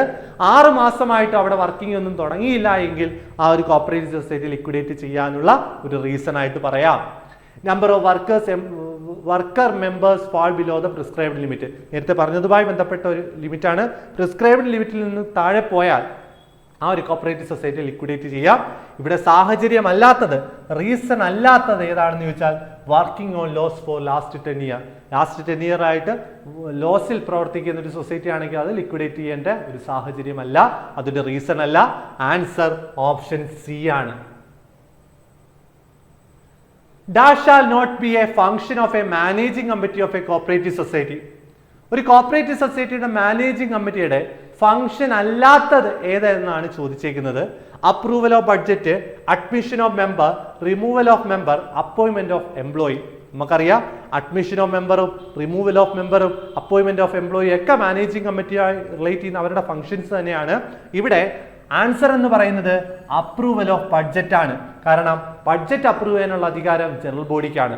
ഇവിടെ ആൻസർ ഓപ്ഷൻ എ ആണ്. മാനേജിംഗ് കമ്മിറ്റിയുടെ ഫംഗ്ഷൻ അല്ലാത്തതാണ് ചോദിച്ചിരിക്കുന്നത്. ആൻസർ അപ്രൂവൽ ഓഫ് ബഡ്ജറ്റ് ആണ്. Use of the word corporation become statutory as per. ഒരു കോപ്പറേറ്റീവ് സൊസൈറ്റിയെ സംബന്ധിച്ച് നമുക്കറിയാം കോപ്പറേഷൻ എന്ന് പറയുന്ന ആ ഒരു വേർഡ് സ്റ്റാറ്റ്യൂട്ടറി വേർഡ് ആക്കിയിട്ടുണ്ട്. അത് ഏത് നിയമപ്രകാരമാണെന്നാണ് ചോദ്യം. ആൻസർ എന്ന് പറയുന്നത് കോപ്പറേറ്റീവ് സൊസൈറ്റീസ് ആക്ട് 1912 ആണ്. ഓർത്തു വെച്ചോണം, cooperation become a statutory. Cooperatives എന്ന് പറയുന്ന ആ ഒരു വർക്ക് സ്റ്റാറ്റ്യൂട്ടറി വേർഡ് ആക്കിയിട്ടുണ്ട്. അത് ഏത് നിയമപ്രകാരമാണെന്ന് ചോദിച്ചാൽ കോപ്പറേറ്റീവ് സൊസൈറ്റീസ് ആക്ട് 1912 നിയമപ്രകാരമാണ്. Select a wrong one which relates to Schulze type societies in Germany. നേരത്തെ നമ്മൾ റൈഫീസൺ ടൈപ്പ് സൊസൈറ്റിയുടെ ഫീച്ചേഴ്സ് നമ്മൾ പറഞ്ഞായിരുന്നു. ഇനി ജർമ്മനിയിലെ മറ്റൊരു കോപ്പറേറ്റർ ആണ് ഷൂട്ട്സ് എന്ന് പറയുന്നത്. ഷൂട്ട്സുമായി ബന്ധപ്പെട്ടതിൽ റിലേറ്റ് അല്ലാത്ത റോങ് ആയിട്ടുള്ള സ്റ്റേറ്റ്മെന്റ് ആണ് ചോദിച്ചിരിക്കുന്നത്. ഹൈ റേറ്റ് ഓഫ് ഡിവിഡൻഡ് ഷൂട്ട്സുമായി റിലേറ്റ് ചെയ്യുന്നതാണ്. ഷെയർ ഓഫ് ലോ വാല്യൂ നമ്മൾ നേരത്തെ പറഞ്ഞതാ, ലോ വാല്യൂ ഷെയർ കൊടുക്കുന്ന ഏത് തരം സൊസൈറ്റീസ് ആണ്? റൈഫീസൺ ടൈപ്പ് സൊസൈറ്റി ആണ്. അപ്പോൾ ഇവിടെ answer share of low value ആണ്. ഡെമോക്രാറ്റിക് മാനേജ്മെന്റ് ഷൂട്ട്സിന്റെ കേസിൽ റൈഫീസിന്റെ കേസിലായിക്കോട്ടെ ഡെമോക്രാറ്റിക് മാനേജ്മെന്റ് തന്നെയാണ്. Membership was given to trader and business. ട്രേഡേഴ്സിനും ബിസിനസ്മാനും മെമ്പർഷിപ്പ് കൊടുക്കുന്നത് ഷൂട്ട്സ് ടൈപ്പ് സൊസൈറ്റീസിലാണ്. അപ്പോൾ റോങ് വൺ ആയിട്ടുള്ളതാണ് ചോദിച്ചേക്കുന്നത് ഷെയർ ഓഫ് ലോ വാല്യൂ. അപ്പോൾ ഷെയർ ഹൈ വാല്യൂ ആണ് ഷൂട്ട്സിന്റെ കേസിൽ ഉള്ളത്. Schedule second of Kerala cooperative societies act 1969 കണ്ടേ. നമുക്കറിയാം ആക്ടുമായി റിലേറ്റ് ചെയ്ത് 3 ഷെഡ്യൂളുകളാണുള്ളത്. ഷെഡ്യൂൾ 2 എന്തുമായി ബന്ധപ്പെട്ടാണെന്ന് ചോദിച്ചാൽ കോപ്പറേറ്റീവ് പ്രിൻസിപ്പിൾസ് ആണ്. ഷെഡ്യൂൾ 2 റിലേറ്റ് ചെയ്യുന്നത് കോപ്പറേറ്റീവ് പ്രിൻസിപ്പിൾസ് ആണ്. The merit of cooperative movement consist of. ഇവിടെ കോപ്പറേറ്റീവ് മൂവ്മെന്റിന്റെ മെറിറ്റ് ഏതാണെന്നാണ് ചോദിച്ചേക്കുന്നത്. വൺ മാൻ വൺ വോട്ട്, യെസ്, കോപ്പറേഷനുമായി ബന്ധപ്പെട്ട കാര്യം തന്നെയാണ്. It removes ills of capitalism ഇല്ലായ്മ ചെയ്യാൻ കോപ്പറേഷൻ സഹായിച്ചിട്ടുണ്ട്, ശരിയാണ്. Support of thrift and self help, ത്രിഫ്റ്റിനും സെൽഫ് ഹെൽപ്പിനും സപ്പോർട്ടായിട്ട് നിന്നത് കോപ്പറേഷൻ ആണ്. അപ്പോൾ ഇത് 3 എണ്ണവും കോപ്പറേറ്റീവ് മൂവ്മെന്റിന്റെ മെറിറ്റ്സ് ആയിട്ട് പറയാവുന്നതാണ്. ആൻസർ എന്ന് പറയുന്നത് option D, all of the above ആണ്. Name the author of the book cooperation at home and abroad. Cooperation at home and abroad വളരെ പ്രധാനപ്പെട്ടാണ്. ബുക്കുകളും അതിന്റെ ഓതേഴ്സും അറിഞ്ഞിരിക്കണം. ഇവിടെ cooperation at home and abroad ആരുടെ പുസ്തകമാണെന്നാണ് ചോദ്യം. ആൻസർ CR Fay ആണ്. CR Fay ആണ് കോപ്പറേഷൻ അറ്റ് ഹോം ആൻഡ് അബ്രോഡിന്റെ ഓതർ എന്ന് പറയുന്നത് CR Fay ആണ്. The principle of one man one vote suggested by. One man one vote already പറഞ്ഞാണ്. One man one vote suggest ചെയ്ത് ആരാണെന്ന് ചോദിച്ചാൽ ആരാണ്? മക്ലഗാൻ കമ്മിറ്റിയാണ്. ബ്രിട്ടീഷ് ഗവൺമെന്റ് 1914 അപ്പോയിന്റ് ചെയ്ത കമ്മിറ്റിയാണ് മക്ലഗാൻ കമ്മിറ്റി എന്ന് പറയുന്നത്. മക്ലഗാൻ കമ്മിറ്റിയാണ് ഈ പറയുന്ന കോപ്പറേറ്റീവ് മൂവ്മെന്റ് ആദ്യമായി ഇന്ത്യയിലെ ആദ്യത്തെ സഹകരണ നിയമമായിട്ടുള്ള 1904 ക്രെഡിറ്റ് കോപ്പറേറ്റീവ് സൊസൈറ്റീസ് ആക്ട് പഠിച്ച് ആ റിപ്പോർട്ട് സബ്മിറ്റ് ചെയ്തത് മക്ലഗാൻ കമ്മിറ്റിയാണ്. 1914 അദ്ദേഹത്തെ അപ്പോയിന്റ് ചെയ്തു. 1915 റിപ്പോർട്ട് സബ്മിറ്റ് ചെയ്യുന്നു. മക്ലഗാൻ കമ്മിറ്റിയാണ് വൺ മാൻ വൺ വോട്ട് പ്രിൻസിപ്പിൾ സജസ്റ്റ് ചെയ്തത്. Periyar mixer is the brand name of. Periyar mixer ആരുടെ ബ്രാൻഡ് നെയിം ആണെന്ന് ചോദിച്ചാൽ റബ്ബർ മാർക്കാണ്. ഓർത്ത് വെച്ചോണം, പെരിയാർ മിക്സർ എന്തിന്റെ ബ്രാൻഡ് നെയിം ആണെന്ന് ചോദിച്ചാൽ റബ്ബർ മാർക്കിന്റെ ബ്രാൻഡ് നെയിം ആണെന്ന് ഓർത്തു വെക്കുക. അതുപോലെ തന്നെ കേരജം എന്തിന്റെ ബ്രാൻഡ് നെയിം ആണെന്ന് ചോദിച്ചാൽ മാർക്കറ്റ് ഫെഡിന്റെ കോക്കനട്ട് ഓയിലിന്റെ ബ്രാൻഡ് നെയിം ആണ് കേരജം. കേര കണ്ടോണ്ട് കേര ഫെഡ് എഴുതല്ലേ, കേരജം മാർക്കറ്റ് ഫെഡ് ആണെന്ന് ഓർത്തു വെക്കുക. കേരജം കേശാമൃത് കേരാഫെഡിന്റെയാണ്. കേരജം കേശാമൃത് കേരാഫെഡിന്റെയാണ്. അതുപോലെ കേര കാന്തി ആണെങ്കിൽ അത് വനിതാ ഫെഡ് ആണ്. കേര കാന്തി വനിതാ ഫെഡിന്റെയാണ്. അതുപോലെ കേര മിൽക്ക് ആണെങ്കിൽ ദിനേശ് ഫുഡിന്റെയാണ്. അതുപോലെ ഫാമിലി കറി പൗഡർ എന്ന് പറയുന്നത് റെയ്ഡ് കോഡയാണെന്നും ഓർത്തു വെക്കുക. ഫാമിലി കറി പൗഡർ റെയ്ഡ് കോഡയാണ്. അപ്പോൾ ഇവിടെ എന്ത് വരുന്ന ചോദ്യം? പെരിയാർ മിക്സ്ചർ റബ്ബർ മാർക്ക്, അതുപോലെ Kerajam market fed, Kerajam Keshamrit Kerafed, Kerakanthi Vanithafed, Kera milk Dinesh ഫുഡിന്റെയാണ്. ഫാമിലി കറി പൗഡർ റെയ്ഡ്കോ ആണെന്ന് ഓർത്തു വെക്കുക. Kisan Seva fund was formed by. Kisan Seva fund form ചെയ്യുന്നത് ആരാണെന്നാണ് ചോദ്യം. ആൻസർ ഇഫ്കോയാണ്. Indian farmers fertiliser cooperative society. ഇഫ്കോയുമായി റിലേറ്റ് ചെയ്യുന്ന ഇഫ്കോ ഫോം ചെയ്തതാണ് കിസാൻ സേവ ഫണ്ട് എന്ന് ഓർത്തു വെക്കുക. Indian farmers fertilisers cooperative limited. ഇഫ്കോയുടെ പൂർണ്ണരൂപം പരീക്ഷയ്ക്ക് ചോദിച്ചാണ്. Indian farmers fertilisers cooperative limited എന്നാണ് ഇഫ്കോയുടെ പൂർണ്ണരൂപം. ഇത് ഏത് ആക്ട് പ്രകാരമാണ് നിലവിൽ വന്നതെന്ന് ചോദിച്ചാൽ multi state cooperative societies act. IFFCO register ചെയ്തത് multi state cooperative societies act പ്രകാരമാണ്.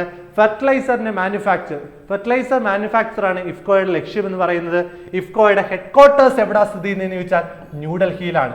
ഇഫ്കോയുടെ ഹെഡ്ക്വാർട്ടേഴ്സ് സ്ഥിതി ചെയ്യുന്നത് ന്യൂഡൽഹിയിലാണ്.